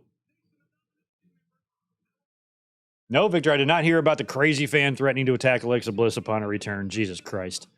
As cool as social media can be in a lot of ways, I mean, it really does fuel the delusion of already crazy people. These are people who think that if they get a like from a wrestler, it means they have a crush on them, shit like that. And it makes people who are already predisposed to being crazy even crazier.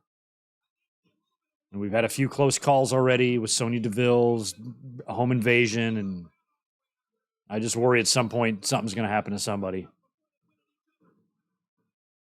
Now it's all because loser pieces of shit live in fantasy worlds.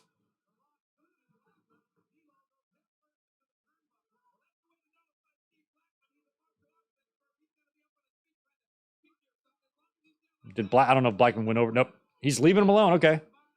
Thought you had a chance to get Blackman out there, Rock, but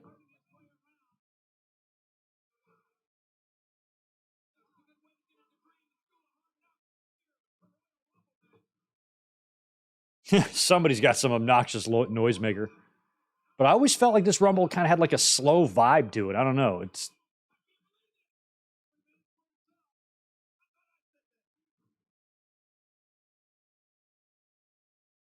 Bradshaw, big kick to the Rock's face. One to D'Lo, too.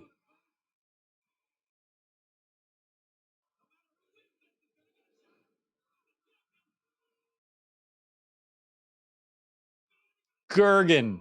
Forgot he was still around. WWE was trying to find any answer for the Giant in WCW. This was one of them. Giant Silva was another. Even Kane and Taker to a degree.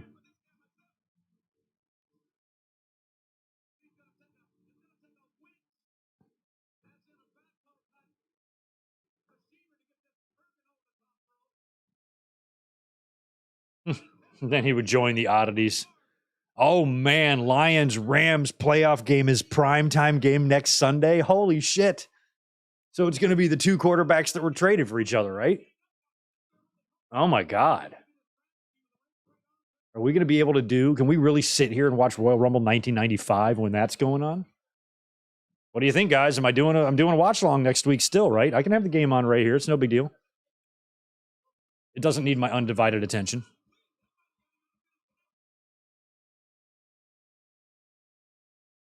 Are they in Detroit for that game? Oh, yeah, they definitely are. Well, maybe not.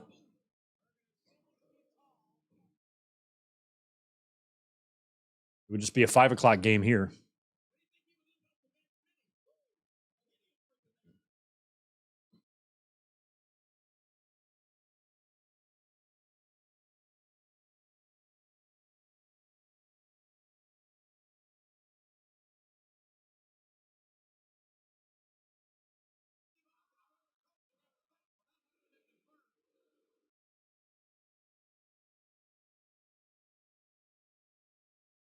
Oh, here comes Marrow and Sable.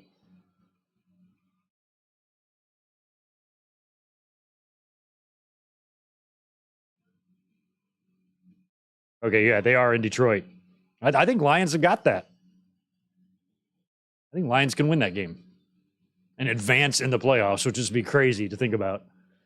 That'll be fun next week. We'll watch maybe, I don't know what show we'll watch next week, but it'll be fun to have that game on while we watch a Royal Rumble match.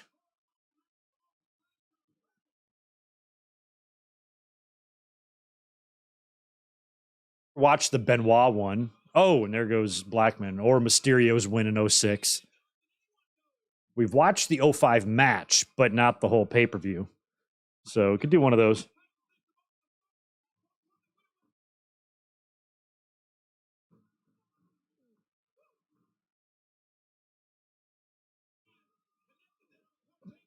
I mean, we got Rock and Terry Funk are your only real legends in there. I mean, it's a field of nobodies, really. It's Phineas. It's Bradshaw. It's 8-Ball. It's Kurgan. D'Lo, Marrow.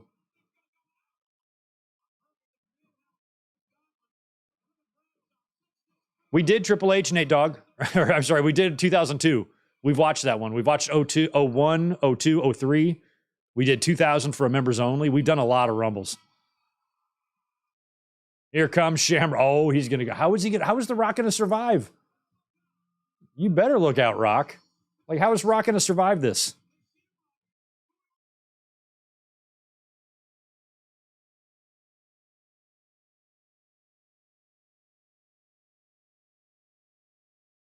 Oh, they're all going to get Kurgan out. It amazes me that after how Shamrock got screwed over, he's still going to come out here. And there goes Kurgan. He's still going to come out here and somehow get eliminated before The Rock.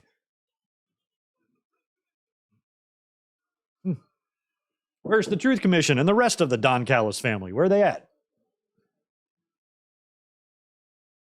Rockstar Killer, thank you so much for the $10. Hey, guys, sorry I'm late. I had a short-ish shift at work tonight and just got home. I've also just resumed my Monday Night Wars watch-through, currently on the UK No Mercy pay-per-view. All right, what year are you in there then? Maybe like 99? 99 or 2000? I forgot where you said you were. Cheapest tickets for the Lions, $440. Good to see Detroit getting some action. Back when I was a kid, my cousin, my dad's brother, and my aunt and uncle, and my two cousins lived in Rochester Hills, and they lived right next door to Wayne Fonts, who was the coach of the Lions the year they did really well. They went to the NFC title game. I think he won Coach of the Year that year. Wayne Fonts. They fucking shared a fence with him. It was crazy. Oh, here is it finally. It's about time, Thrasher. Yeah, Mosh is already gone. I thought they were going to bring these tag teams in. Boom, boom, boom.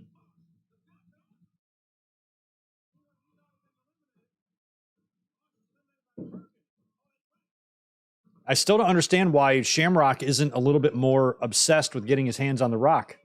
Look at D'Lo choking out the Rock. What's going on there? Every man for himself, I guess.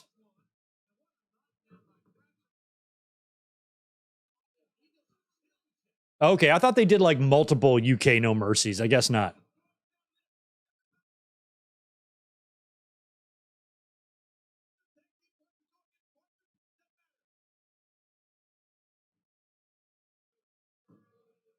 Jeff McMahon, no, we have not done a 07. I've reviewed 07 and even uploaded a remastered review of 07 on my second channel, but we have never watched it. So that's a possibility. We should maybe do that one.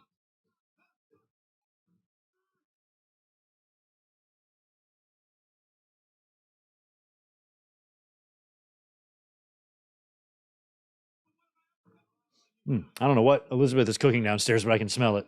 Smells good, babe, if you're listening. Bring me some.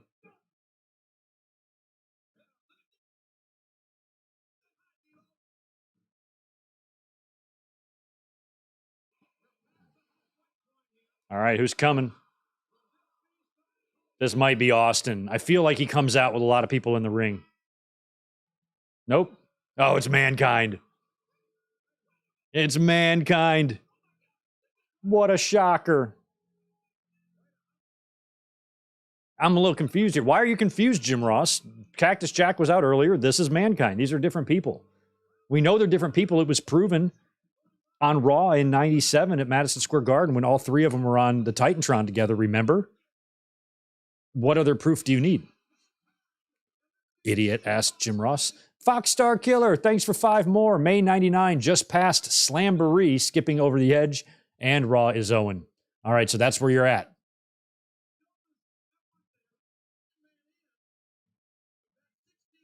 I mean, if you don't mind being a little sad, the Raw is Owen is a nice show, I thought. I didn't look at it really at the time as exploiting Owen's death or anything like that. It was hard on a lot of his friends and peers too, and people who work with him. So that night was, maybe helpful for them in a lot of ways. So I feel like they should have stopped the pay-per-view, but I don't really have an issue with them doing what they did on Raw. I mean, what were they supposed to do in that situation, All I could really do is show Owen as much love as possible. And I think that's what they did.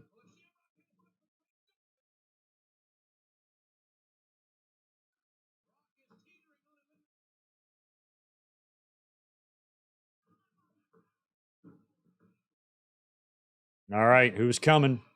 How many guys we got? We got 5. We got about 9 guys in the ring, I think.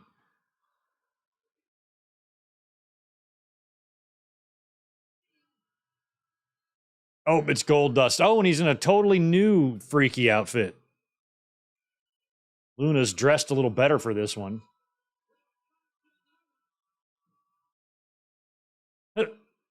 He got out there so quick, they couldn't even get through the first 10 seconds of his theme.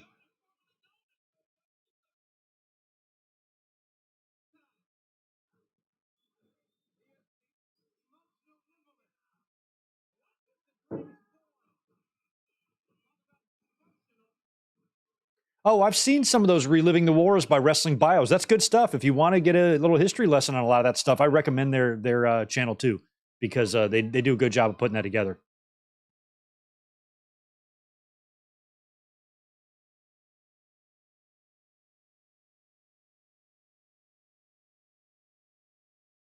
Mero was just dancing around. Oh, he's mad because Sable's getting all the attention.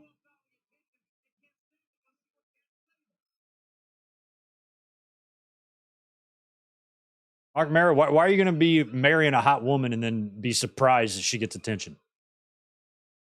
Have you met the rest of the world? Do you know how they are? Yeah, Mankind has been eliminated. So we thought we saw the last of Mick Foley, but we didn't. And he came back as Mankind. But now for sure, we've definitely seen the last of Mick Foley. So that's the last we'll see of him again for the rest of the night. Kiss him goodbye. No more Foley. Sorry, guys. Nothing I can do about it. Who is it? Oh, this fucker. Okay, is Owen going to come? Jeff Jarrett. He's like, if you thought my old gear was stupid, look at what I'm wearing now.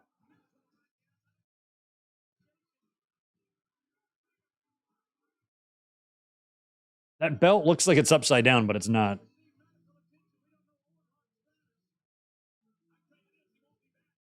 I feel like Owen can't enter the Rumble now anyway. Even if he was like okay enough, I don't even know if he could technically come back, but Vince McMahon sat out an entire Rumble match the following year on commentary, and he got back in, so.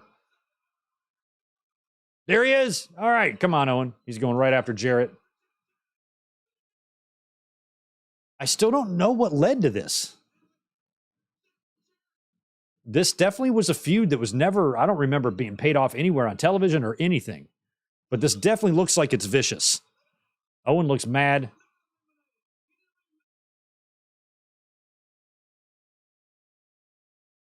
Okay, so maybe Owen's still in the match? Cool, he's in. Sweet. All right, see, now we got some actual possibilities in there. My spinning heel. We got The Rock, Jeff Jarrett, Owen Hart, and that's about it. Oh, Shamrock's in there. Rock, Kenny, Owen, Jarrett, Bradshaw, former world champion. Owen skinning the cat. Fuck you, Jeff Jarrett. Goodbye. Get your ass out of here. NWA, stupid ass Tennessee Lee, fucking have an ass. Get out of here.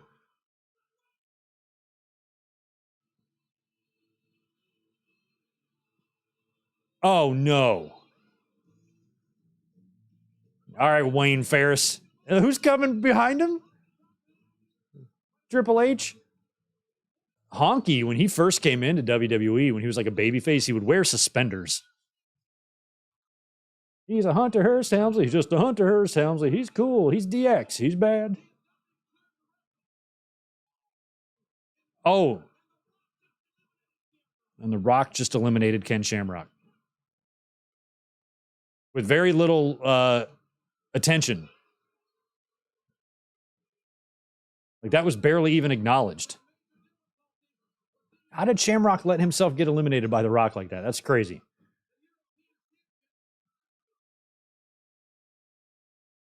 China going after... Oh, there's... Oh, my God. Okay, so maybe I'm getting my questions answered here. Maybe Triple H struck a deal with Jeff Jarrett to attack Owen. Maybe that's what this is about.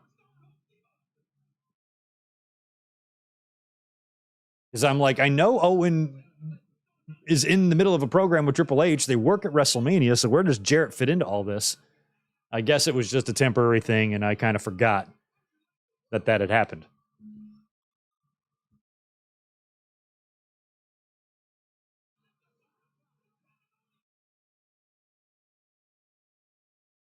All right, so that makes a little bit more sense, I guess. Oh, Owen's running again.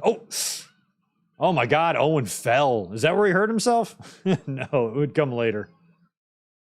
Oh, it's Ahmed. He's dumping shit on his head. Ahmed is very similar here to Vader. It was hard to see him like this. He just seemed physically past his prime. He seemed to not be trying anymore. And I don't even remember how much longer he stuck around, Ahmed. I don't recall seeing him. He does not look 100%. He looks old, slow. But man, when he came in, you could tell Vince was rock hard for him. It just really felt like he had potential. I was a big fan all the way up. He was Intercontinental Champion. I loved all of it. And then he got injured, and then it was just never the same. Ahmed was great from his debut all the way to the summer of 96. And then he was a shell of himself after that.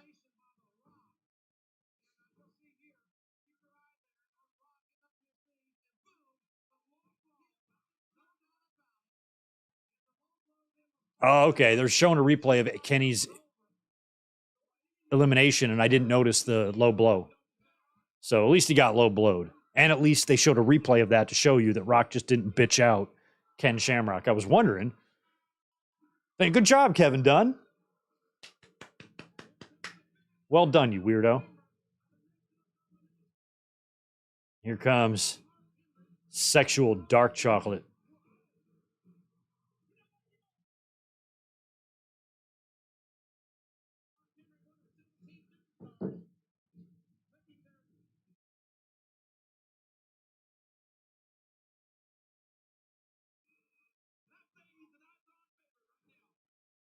Mm. I thought that was a good role for Mark Henry too. Turn him heel. I've never. What do those things do? Those nose strips or whatever? Do they help you breathe? I know a lot of people wear them when they sleep and stuff, and I don't know. I don't know how they work. It just looks like a piece of tape to me. But maybe there's something that maybe it does something. I'm gonna buy them and try them, see what they do. But I've had friends that sleep with them, but I don't know the purpose.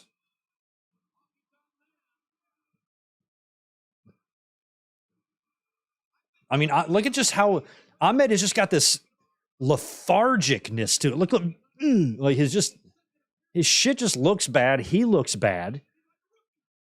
It was sad to me. I really liked Ahmed. I had such hope for him. For certain. He was a guy that I thought looked really good in gold. Just got powder in the eyes to Ahmed there from Mark Henry. I guess he's going to dump him here. Look at the wedgie he's got going on. God, he looks terrible. Who's this? Oh, they're trying to make you think that's Austin. I see what they're doing. Honky Tonk Man is still in this match. They flew this fool out to Sacramento. Or San Jose. There he is. Ahmed's out finally. And help me out. Is that it?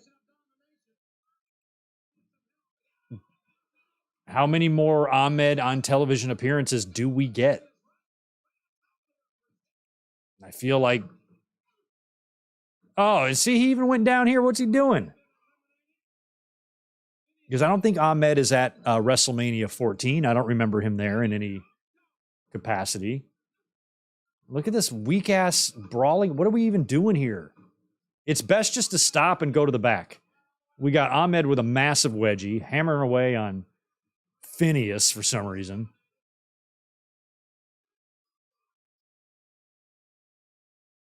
Oh, okay. Oh, Phineas took out the referee too.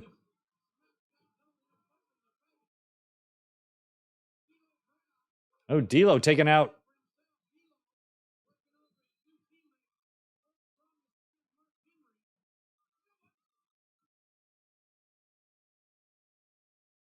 Gone after No Way Out. Oh, Ahmed had a match at No Way Out? Holy shit. They let him wrestle at that show?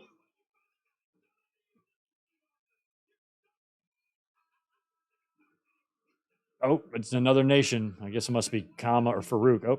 Oh. And then Ahmed got pushed. And he's not fixed his wedgie. He's fucking huffing and puffing. It's so sad to see him. He's one of my saddest regrets that I wish that would have been better, because I feel like I was like a little young mini version of Vince at the time, like when he first came in, and me being so firmly on WWE's side of the war with WCW, and WWE needed guys. They needed some new blood. They needed some intimidating looking wrestlers, and my eyes just popped out when I saw Ahmed. I'm like, oh, he might be the real deal. And much like Shamrock was maybe the precursor, the appetizer to wrestlers like Angle and Brock, I think Ahmed was a precursor to Goldberg. I feel like what Goldberg was probably what Vince's kind of intent was with Ahmed's presentation. It just didn't work out.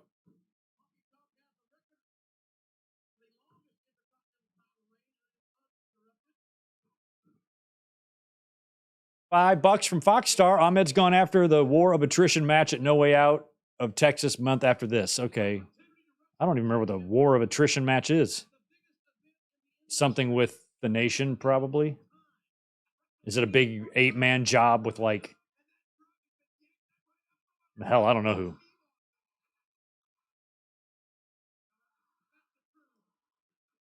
Who is it going to be? I feel like this might be Austin.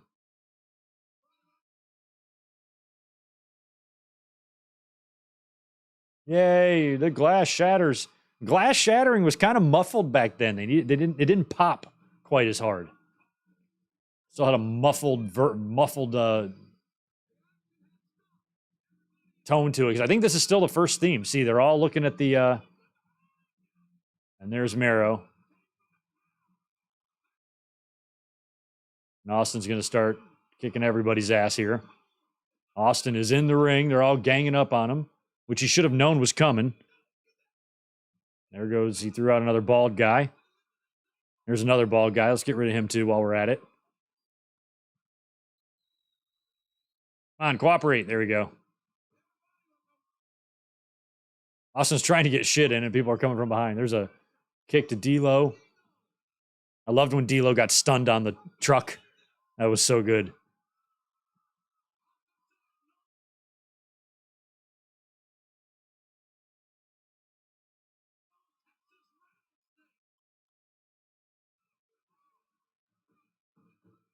Oh.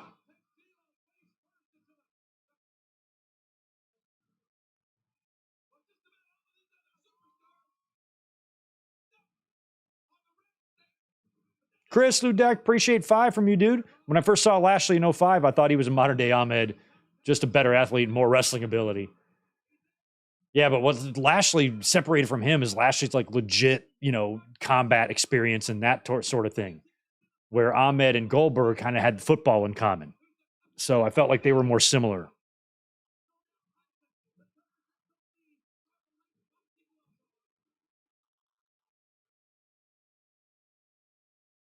Oh, here comes the other Godwin. I feel like Lashley was more of like that string of like legits. How Angle, Brock, Lashley, and, who else around that time was like legit? Shelton Benjamin, might be another example.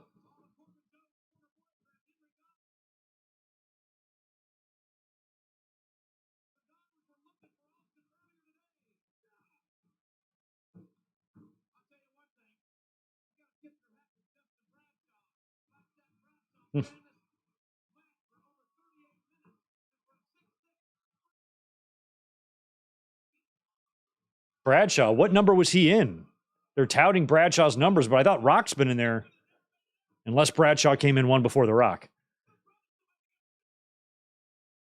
Daniel Pewter.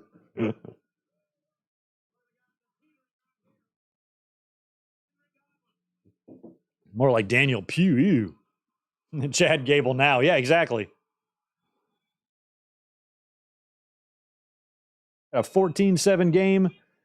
Miami over Buffalo. Looks like Buffalo just punted. Oh, thank you for that, Foxstar. I knew I'd get an explanation if I asked, and you attached $10 to it, which makes you even more sexy. The War of Attrition match was a 10-man tag. Shamrock, Ahmed, and the DO. I was about to say, must have been DOA must have been involved against the entire nation. Okay, War of Attrition. That's a Vince term. It's attrition, damn it. Yeah, we know, Vince. We know. Who's next? It's the Boricuas. All of them? Maybe it's just Savio. And it's interesting how they're revisiting Savio in Austin here, because the next month at No Way Out, Savio would take Shawn's place. And they were a little bit more on even ground when they were feuding in 96 in terms of spot on the card. But Austin lapped Savio several times here with the star power he now had 2 years later. But he can thank Savio for a lot of that. Savio beat him in that strap match. Ooh. Big clothesline to Dustin. But Savio beat Austin in that strap match, in that match that sent $1 Million Man to WCW, allowing Austin to do his own talking. And that got your ball rolling. No looking back after that. So thank you, Savio Vega, for giving us Stone Cold Steve Austin. I credit you. Or whoever booked the finish. Oh, yeah, that heel theme for Godwin's was horrible. I hated it. But at least they're not dubbing it like they would have the Peacock edit of the Hillbilly Jim song. Yeah, Rock was 4, Nate. Bradshaw was 10.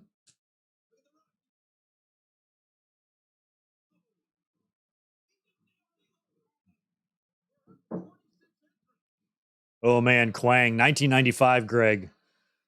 Knew his shit. As soon as Savio Vega debuted, I knew instantly that was Quang. I'm like, that's Quang. He just did that kick.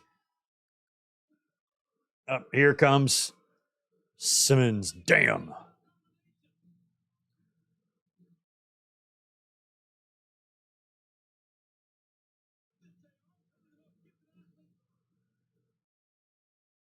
We are the nation. Farouk. So stupid.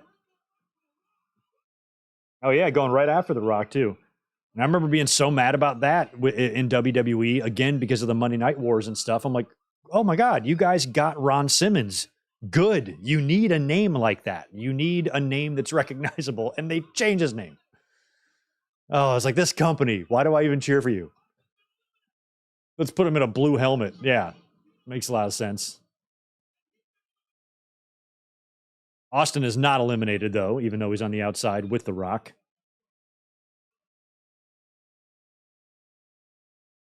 Yo, Barry MK, appreciate the 5. Have you been watching the whole time?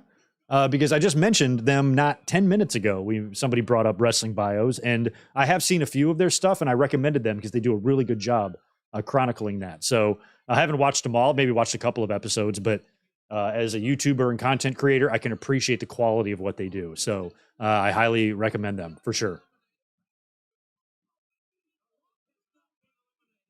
Chris, appreciate 5 more. I called out Lashley for a shoot grappling match. He said I was running my mouth too much. Who you got in a grappling match, me or Lashley? Well, I mean, if Lashley continues to train, and I mean train hard, and we're talking 5 hours a day for 8 straight years, he might have a chance against you. Here comes Dude Love. Wow. I thought we were done with Foley twice. But I'm telling you, Chris, I mean, I don't want to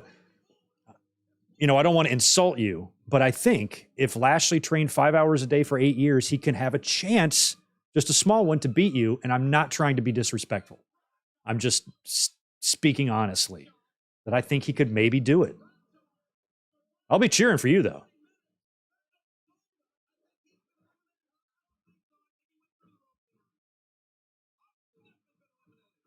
Wait a minute. I love how Lawler and Jim Ross try to decipher how this should make any sense. But the Royal Rumble rules and the things that have been allowed and disallowed, you can look at it on one hand and be frustrated or annoyed with it, but you can also look at it as a really fun part of the Rumble because you never know what type of shit they're going to do. And the following year, Vince would brawl all into the bathroom with Stone Cold and come back and do commentary for the whole damn match and then get back in there and win it. Like, what the hell is that shit? So at least a wacky element can be possible in every Rumble. What's his name? Drew Carey, you know. We've had multiple Honky Tonk Man appearances in the Rumbles.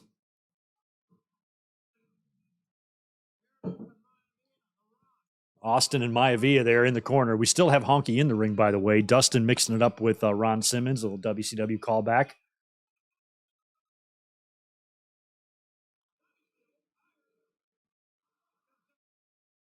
$29 coming up. Oh, it's Brian Lee. The fucking gnat just landed on my microphone, but I didn't want to blow it off because that would hurt your ears. Or a little fruit fly or something.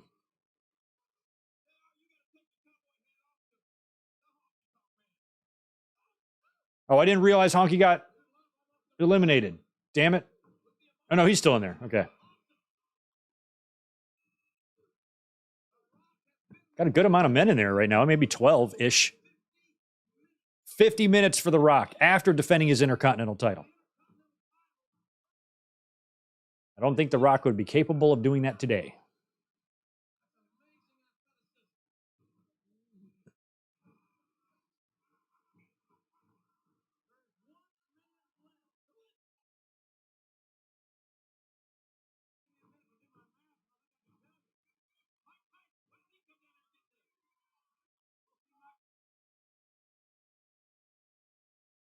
That's right. Mike Tyson tomorrow night on Raw. That was a big night. I watched that live. I have the original recording of that, and I think I kept recording, and I think there might be some ESPN footage or SportsCenter or something. I had roommates at the time, so sometimes TV would get left on. But I think I've got some ESPN footage from that somewhere.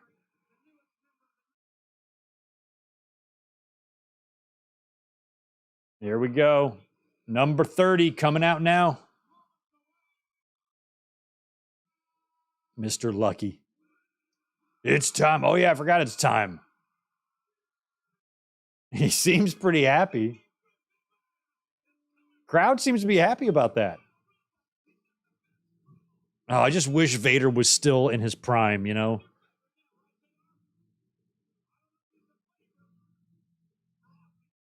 Going right for Dustin, of course.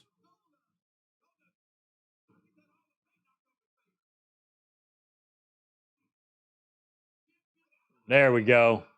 Vader eliminates Honky. He's your cousin?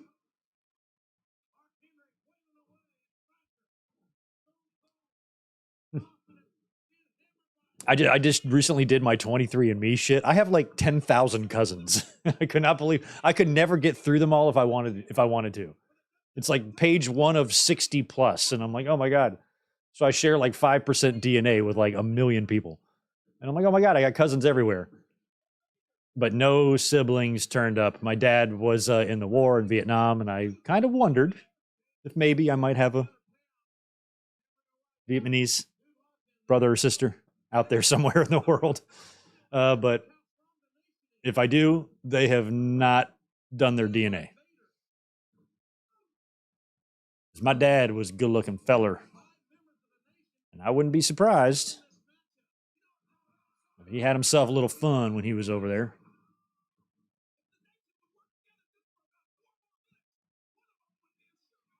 Oh, there he is, little bastard. I got him.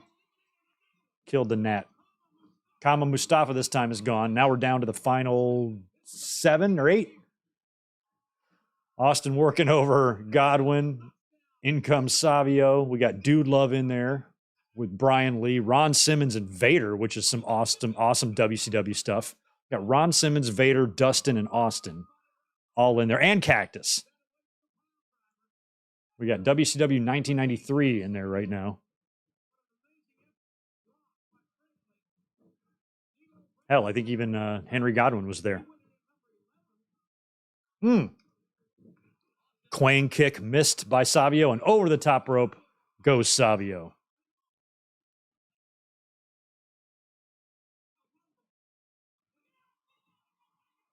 No, I got no Irish in me, I don't think, Leo. My family is Polish and I think a little German.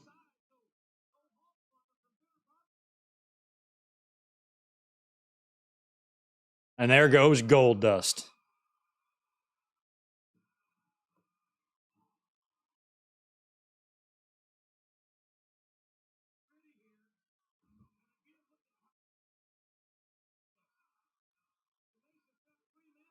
Oh.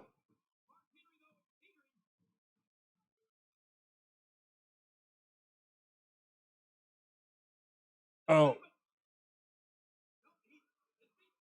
He's still in. And then Farouk's like, get the fuck out. Does that mean he's out? Okay, I guess it does. So this is, I mean, I will say this for 1998. As weak as I thought this Rumble was, this is a solid Final Four. You got The Rock, Ron Simmons, Mick Foley, and Austin. I kind of forgot that this was our Final Four. That's actually not bad.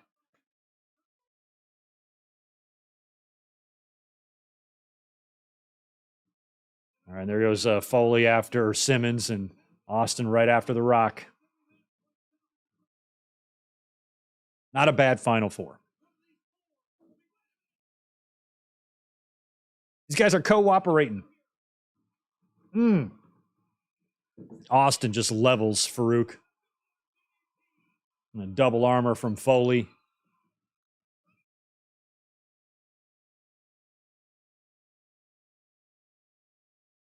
Oh. Boom, kick to the dick. And there goes Foley, eliminated 3 times in one match.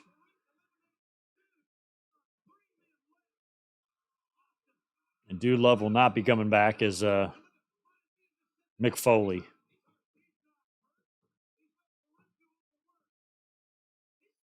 Okay, so The Rock is definitely gonna eliminate Farouk right here. There he goes. Well, don't be upset, Farouk. You eliminated one of your own guys. What are you being mad for? All right, and it's Rock and Austin. This is a great final, too. They've had some fun interactions at the Rumble. Oh, there he goes. Nope. Rock's going to hang on. Boom. Oh, what a stunner. And then, right over the top rope. Boom. A little extra sell at the end. Rock was always about giving you that one little extra little bit at the end. The way he sold the stunners. And look at Mike Tyson loving it. Yeah, man, Stone Cold. Or Cold Stone. That's what he says.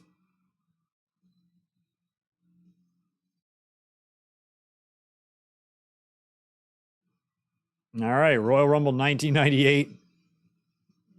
File under Sherlock, no shit, because Austin was winning that thing straight away. There was very little doubt in the 20-year-old mind of good mic work. I wish I could tell my 1998 self. I'm like, bro, you don't even know. When you're in your 40s, you're going to be on YouTube talking to a bunch of fans. And I'm not going to understand what that sentence means. But I definitely think 20-year-old me would be tripping out.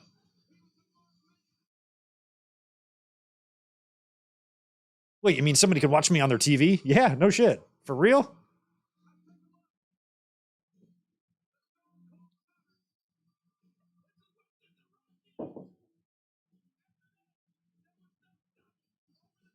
And there he goes. Look at Shane. Imagine how annoyed. Well, Mike Tyson's so crazy and just out of his mind, he probably doesn't even notice.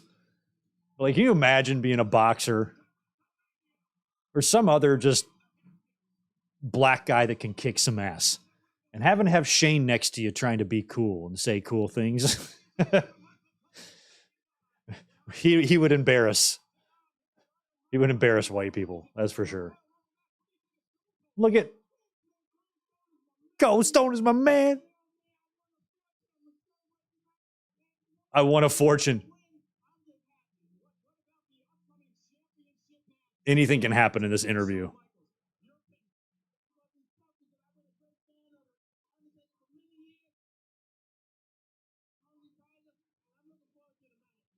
Right on. That's not that half bad. Shit, I think if you asked Mike to count to 10, he might actually been able to do it there. That's a pretty well given response there. Fan of Undertaker, fan of Shawn Michaels, fan of Cold Stone. Not bad, Mike.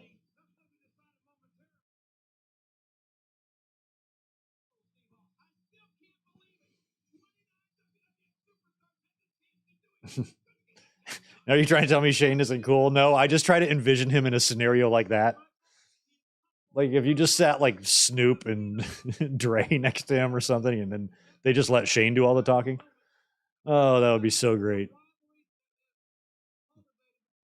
It's like, have you ever seen the movie This Is the End where all the actors play themselves? The way Jonah Hill is in that movie, that's kind of like the cringe that I'm thinking of.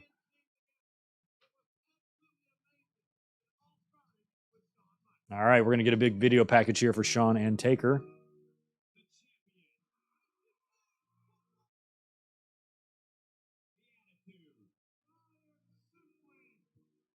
I mean, what's crazy is we are about to watch the match that changed the course of history a lot. I mean, this back injury for Shawn just blew my mind how Brett and Shawn, much like Rock and Austin, were gone just a couple months apart. Once one left, the other left. They were the foundation of the whole damn thing, and they both left right after the other. It was crazy.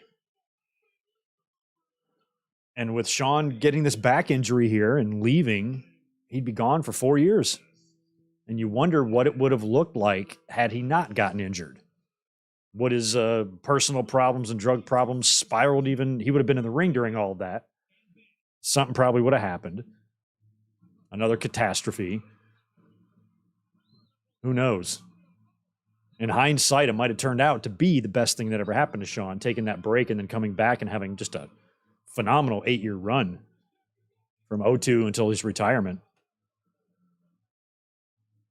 Like, just think about it. Like, imagine if Shawn does not take that bump and takes a different bump or lands right and does not hurt himself. I mean, I don't know what... That would have been fun booking that. Be a fun fantasy booking video to do. Like, what if Shawn never got injured? Foxstar, appreciate the tenor. And if you follow Solomonster's Rewind series, the 3rd episode is about this point in Austin's rise, and apparently the fine people were already tired of him at this point. Oh, okay, that's like a newsletter or something, right? I'm trying to remember. I was keyed in. I was dialed into a lot of that. I wasn't reading that, but I was keyed into all and dialed into all of the various opinions that existed out there. There was a big portion of the audience, too, that kind of didn't like The Rock, thought he was a little bit too nursery rhyme and stuff. But Austin, I really always thought was universally kind of loved.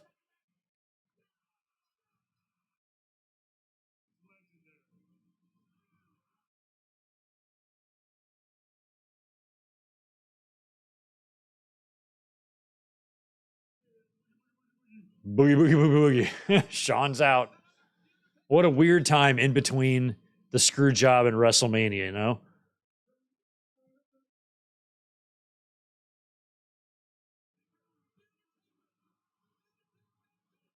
Pull Shawn in with him.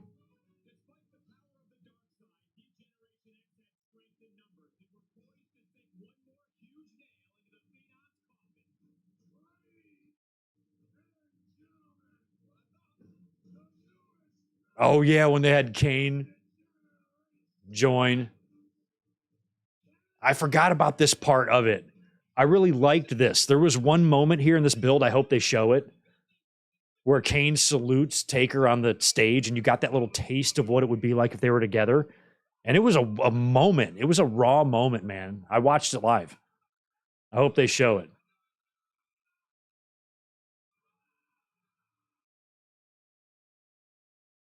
Sucks that Triple H was hurt during all this.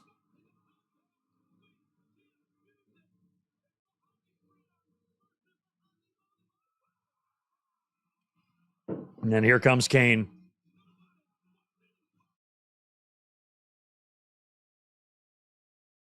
And I remember at the time not believing it because you knew they were going to face at WrestleMania, but it was still cool to see like this right here, where he's and the flash bulbs, and you kind of see the crowd going crazy.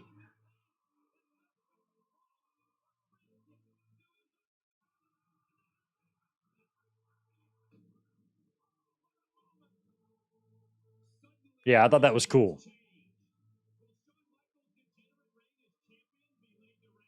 I mean, I figured it was probably temporary and something was going to happen and they were still going to wrestle at WrestleMania, but it was super cool to see that.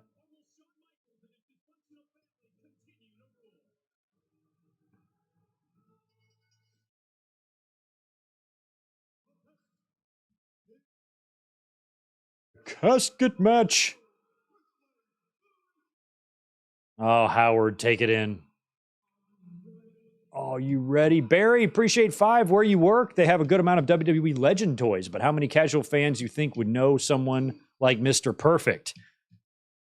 If you don't know who Mr. Perfect is, I don't want to know who you are. That's what I tell those people. I think everybody should know Mr. Perfect. And if you get to the age of 3 and you don't know who he is yet, you're pretty much going to be a useless citizen. You know? Useless. Oh, yeah, these smash cuts. I think Kevin Dunn helped produce the DX video, and then he just became addicted to camera cuts ever since.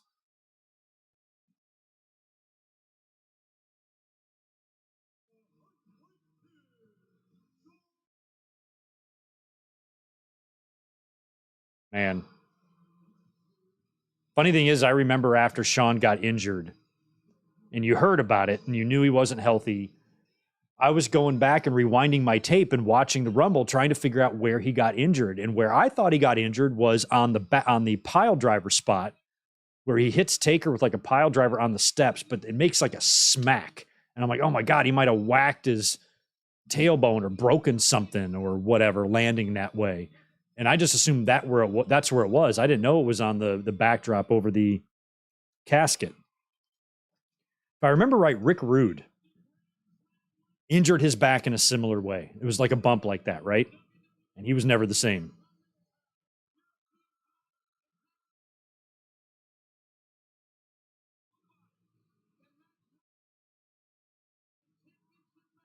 Yeah, the Juliet. This is Taker and Shawn's final encounter until WrestleMania 25, which would be 11 years later, which is crazy.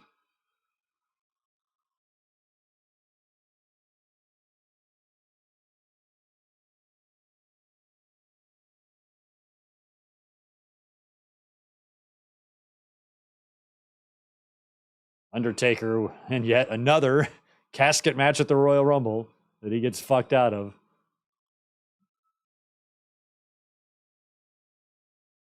Be right back.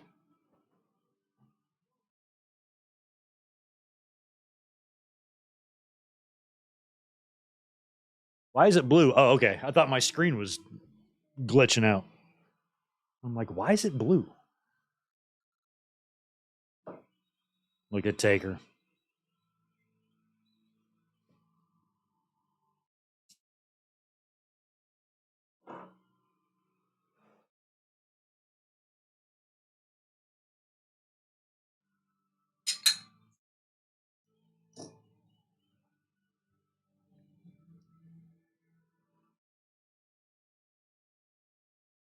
There's still 8 Mr. Perfects on clearance for $6. Damn. That's a steal right there. I'd buy all 8 of them, hang them above my headboard on my bed.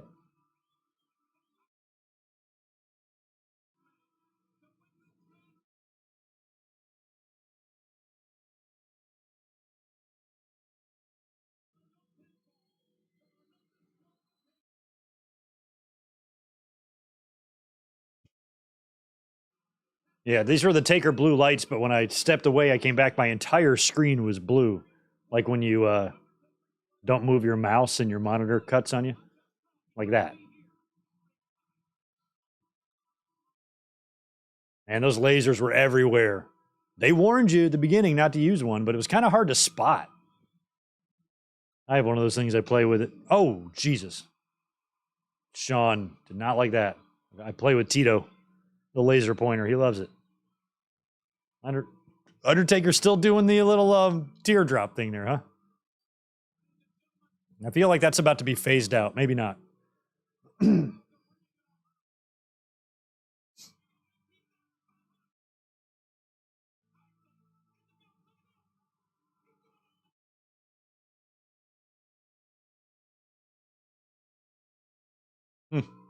So Undertaker has gotten title shots at the Royal Rumble at 94, 96, and 98.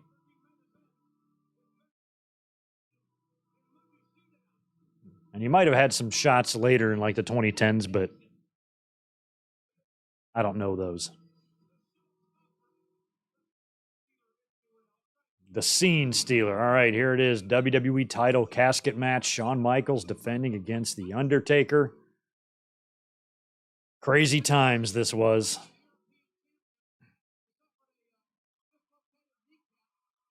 All right, here we go.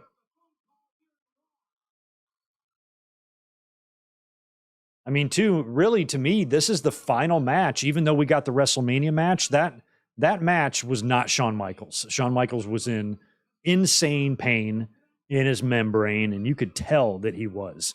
So this, to me, is the final match ever of Shawn as we knew him. And then he duct taped himself together to work with Steve at WrestleMania, but he was clearly not himself in that match. That whole match had just a different vibe to what other Shawn matches had. And it would be another 4 years after that, 4.5 years, until we would actually get him back in true form. Kind of close to 5 years, if you think about it, since he didn't really wrestle a lot in the beginning.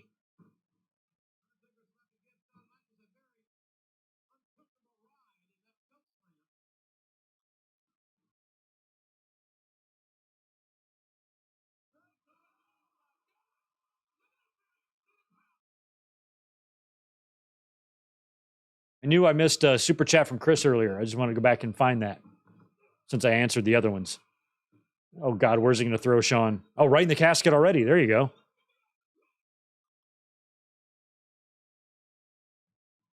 There it is. Boom. There's the bump. And see, looking back at the match, I wouldn't have thought it was there. Shawn seemed fine. I mean, he's selling here, but he doesn't look like he's legit hurt. Look, I mean, his face looks fine. Unless he feels it and he's like, oh, fuck. But, I mean, he's wincing a little bit there.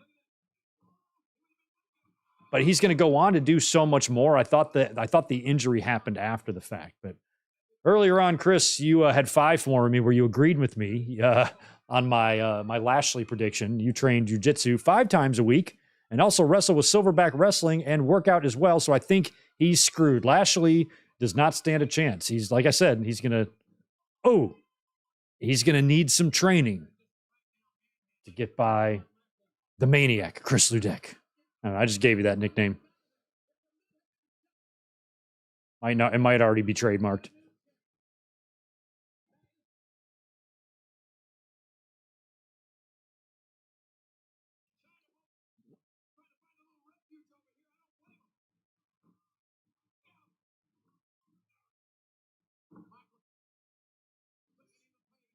Hmm.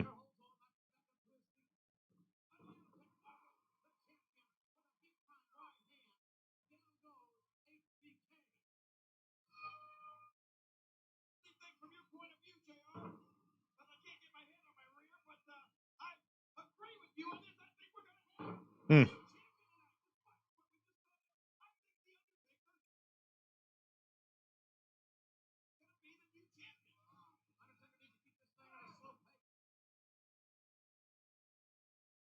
Hmm. Going old school. Trying to think, Shawn and Taker, gosh. They had worked Ground Zero and Hell in the Cell, so I guess this would have been the final in the trilogy.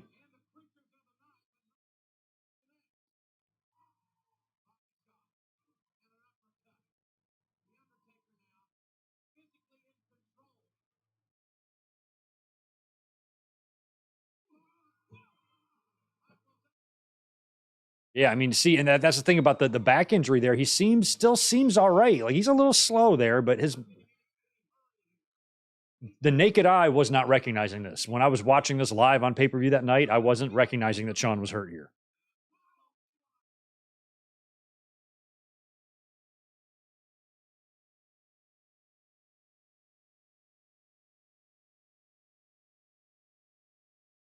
Ooh, caught him in the power slam. No pins.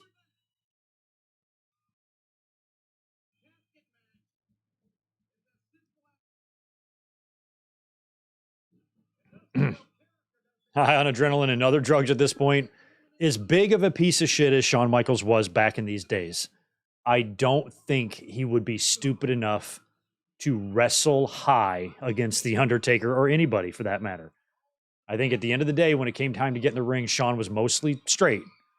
Maybe he still had some leftover drugs in the system from the night before or whatever, but I don't think he was taking drugs before he went out to the ring, unless it was given to him by their own doctors. for his back. I'm sure they cortisoned him up to hell before Mania. Oh. There was some powder. We've seen the powder appear twice tonight.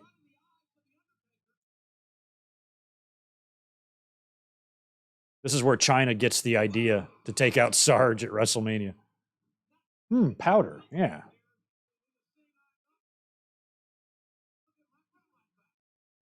I'm gonna hide some powder in my titties and pull it out. Boom. Blast the big chin idiot right in the face as my man beats Owen and retains the title. She's thinking about all that right now.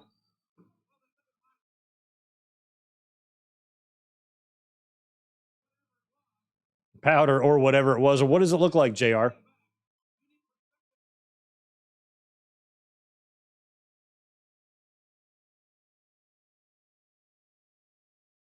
Oh, moonsault. Wow, nice.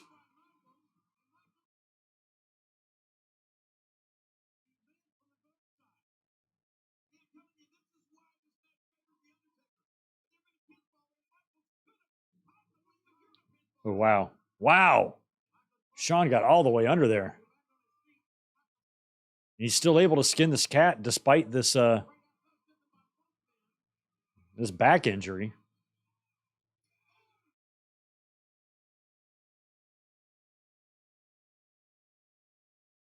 That little kid in the front row with that old man.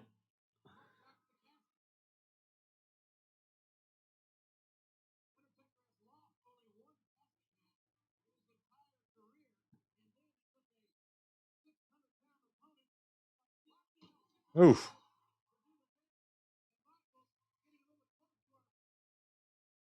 Look at there, Michaels and Ray Rougeau.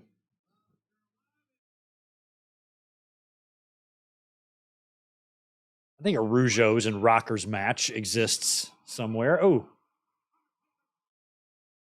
Probably been a few of them. That may have broken both his legs. All right, here we go.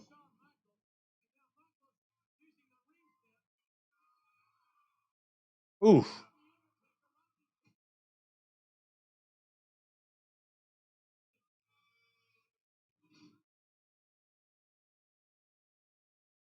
Oh, nice. Now, I think this is the stairs where they're at here. This is where I always thought the injury happens. Because wait until you see this move. And I'm going to shut up so you can hear the smack when it happens and just listen. Here it comes.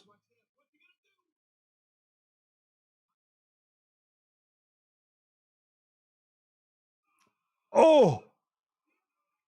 See what I mean? Like, that could have been the Undertaker's skull, or it could have been the bones in the back of Shawn Michaels' back, his tailbone, his coccyx, or whatever the hell. It's like that smack. So after I heard about the injury and I started watching this match back, that's just always where I thought it was. It wasn't until years later when you hear that it occurred on the casket. Knees first. Ugh. That smack right there. I'm like, oh, something broke. Look at this Kid Rock looking dude in the front row.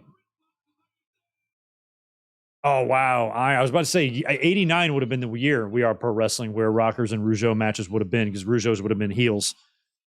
But I didn't know they had Iron Man matches at house shows. That's fucking sweet.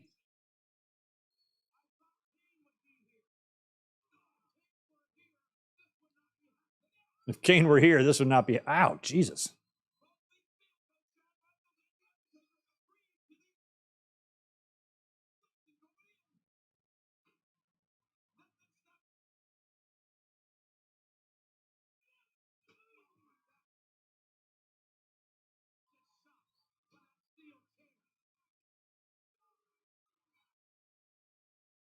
I just never like dropping straight to your ass on a solid surface.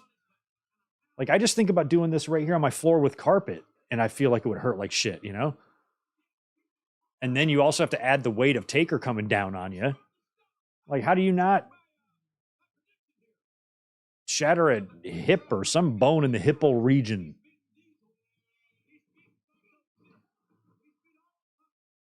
Yes, hipple's a word.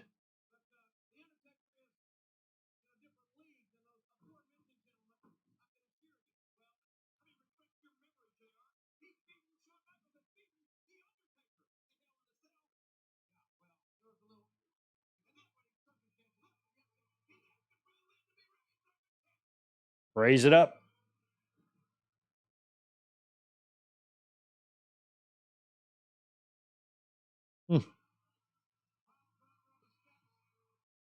There he goes. He's almost in. Taker is almost in every casket match he's in. He always fights out of it. Wow, Shawn over the top rope back in the ring.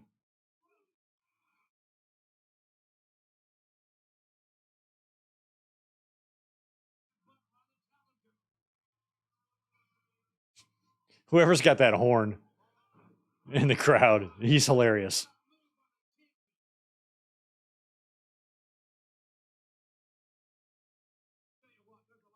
Like it's a soccer game or something.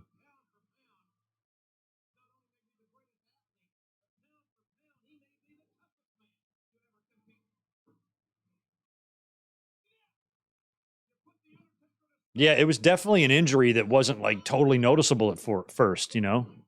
Whatever was going on with his discs or whatever part of it, his back that it was. While that bump probably was painful, he's been able to get through the match just fine. And then when he's done, a couple days later is when it really sets in, and he realizes the severity. So it's just crazy that for what the injury did to him and how long it took him out, it was amazing he was able to even finish this and work the match with Austin.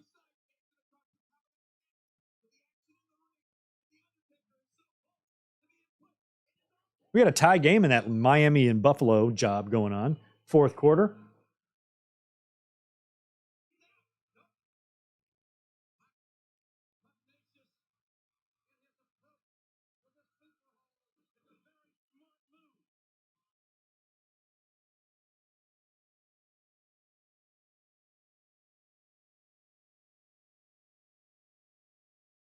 Look at this.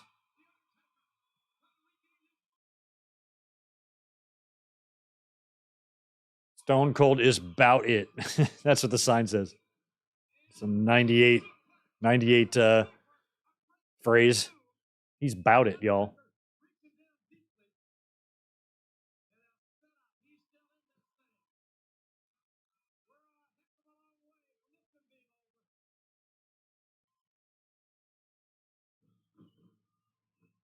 And there's Shawn's patented forearm there, and look, he's nipping up just fine. He's totally great here.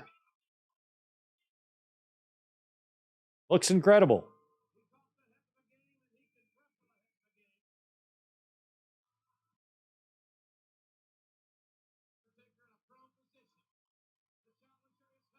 All right, to the top. Shawn's going for that elbow.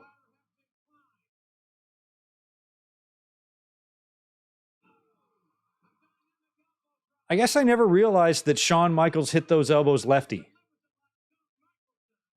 He lands with his left elbow. I guess I've never even noticed that before.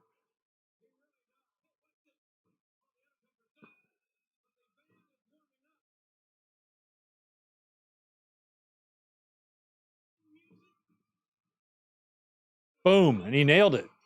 Nailed him.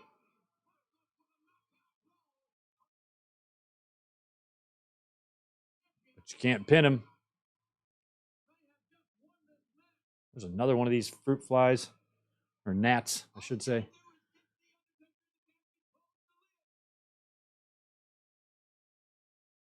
All right, roll him in there. He's always in, like now. Oh, now he's in. Taking his time to shut it. Oh, Shawn. Oh, that's what I would do. That's a dick slam. Ouch. I like he grabbed him pretty hard before the match. I'd be like, "Yo, go easy on me when you be grabbing the goods."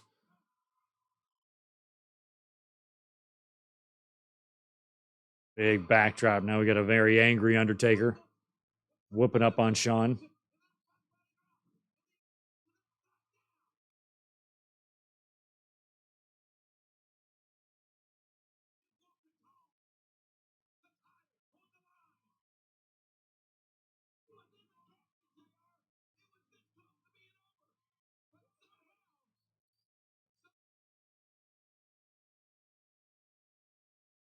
There, big boot. Casket's open. I'm curious, are you about it? Yeah, I'm about it. I think. Ooh, Taker misses and he's all the way in. He's in. Oh, is she going to drop the elbow into the casket? Oh, that's awesome. Oh, no. Or just dive in it. Close it. It's a tie. There. Triple H wins. He's a new champion.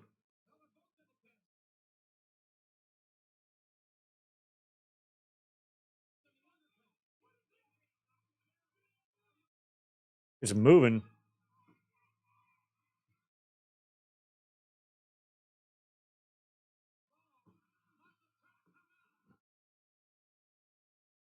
That visual of Shawn being pulled back into the abyss.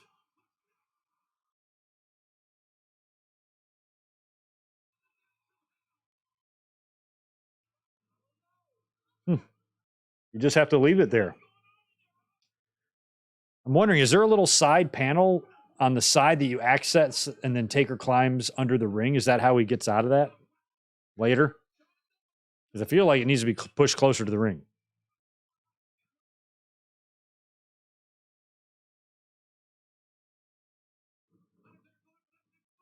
Oh.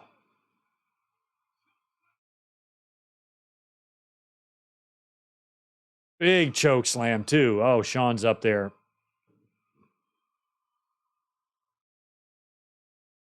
I forgot how they set this up. I forgot how Kane's got to come out to seemingly help, but. Oh, okay. I think I see the door in the floor.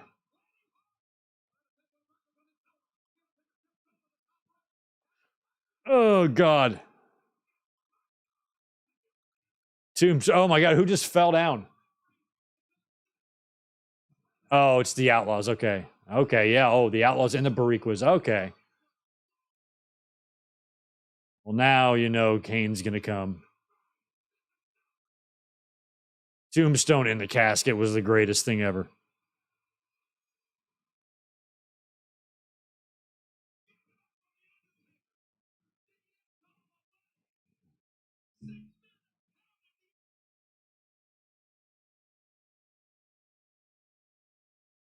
Oh, and there is the lights.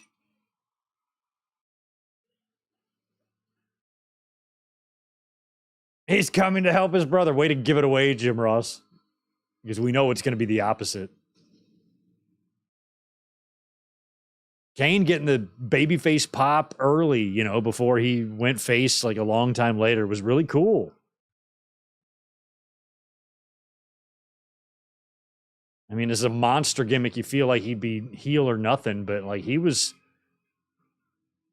instantly interesting to a lot of fans. Like the character was just perfect.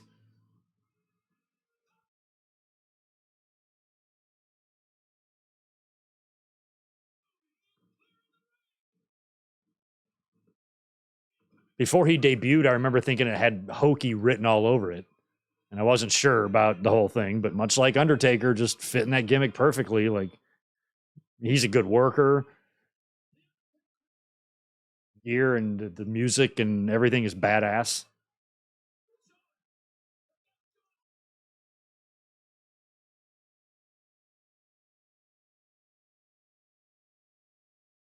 Kane has saved the Undertaker from a mauling. I mean, they're setting it up pretty obvious here.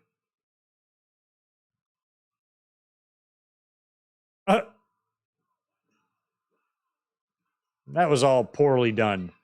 Was there supposed to be pyro there?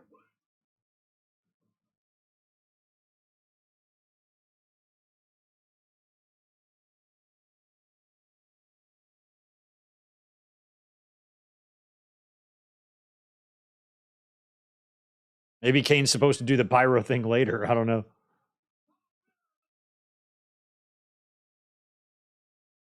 The lame looking choke slam too. And then Shawn closes it, wins. Shawn wins.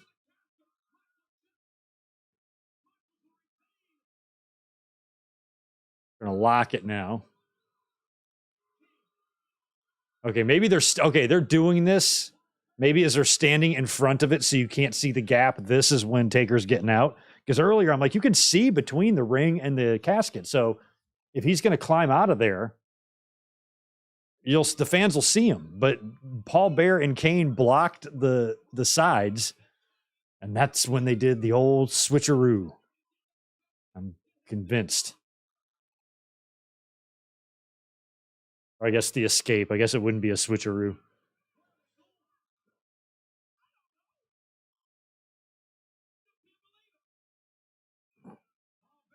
Did Bruce say something on that podcast of his about them having some trouble with the fire marshal or something for this match? What have I heard about that story?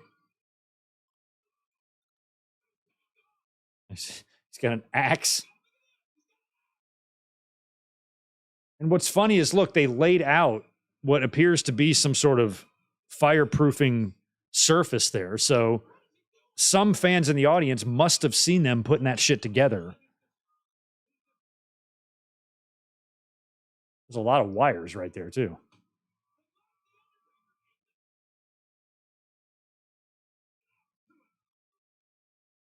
Oh, geez.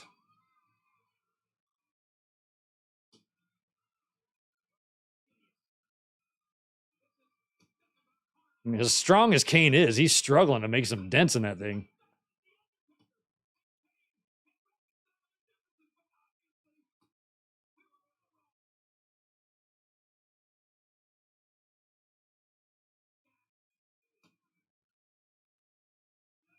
Oh, I didn't know that, Fox Star Killer. Appreciate the 5. True fact, it's here that the company finally stopped doing the lighting for Kane's entrance, the Sin Cara lighting. Yeah, I did not like that. I didn't like the red lights. Oh, my God. God damn, that's a fucking lot of gasoline. I mean, I'm guessing that's legit gas, right? Or lighter fluid, at least. Maybe not gas. It can't be that heinous. But y'all better back up. Y'all are way too close. Them fans might be way too close. God. Do it before it burns out.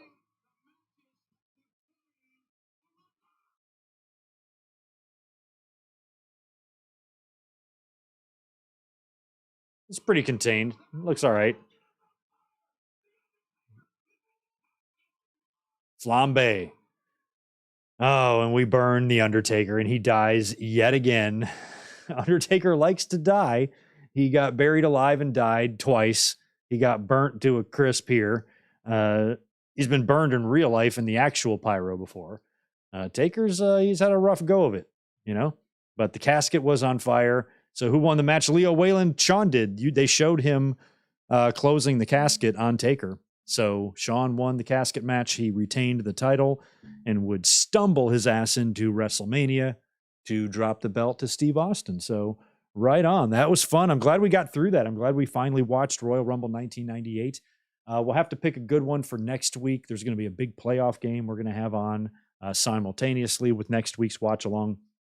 So maybe we'll do another poll or maybe a members only poll or something like that. I'll figure something out to determine what we're going to watch next week. In terms of tomorrow, no Raw review tomorrow night. I have some plans, so not able to do a Raw review tomorrow.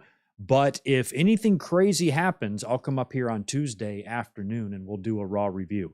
Otherwise, I will probably hold off and maybe do a news podcast later in the week. And I'm going to set up a Saturday night's main event watch along for the members so we can get one or two of those done this week. So I'm going to work on that tonight, try to give you guys some ideas of what you'll see this week before we hit our, next week of podcast and watch along happiness. You know what I mean? So anyway, thanks so much for being here. Appreciate it. Happy Sunday to you. And I will be catching you guys in just a couple of days.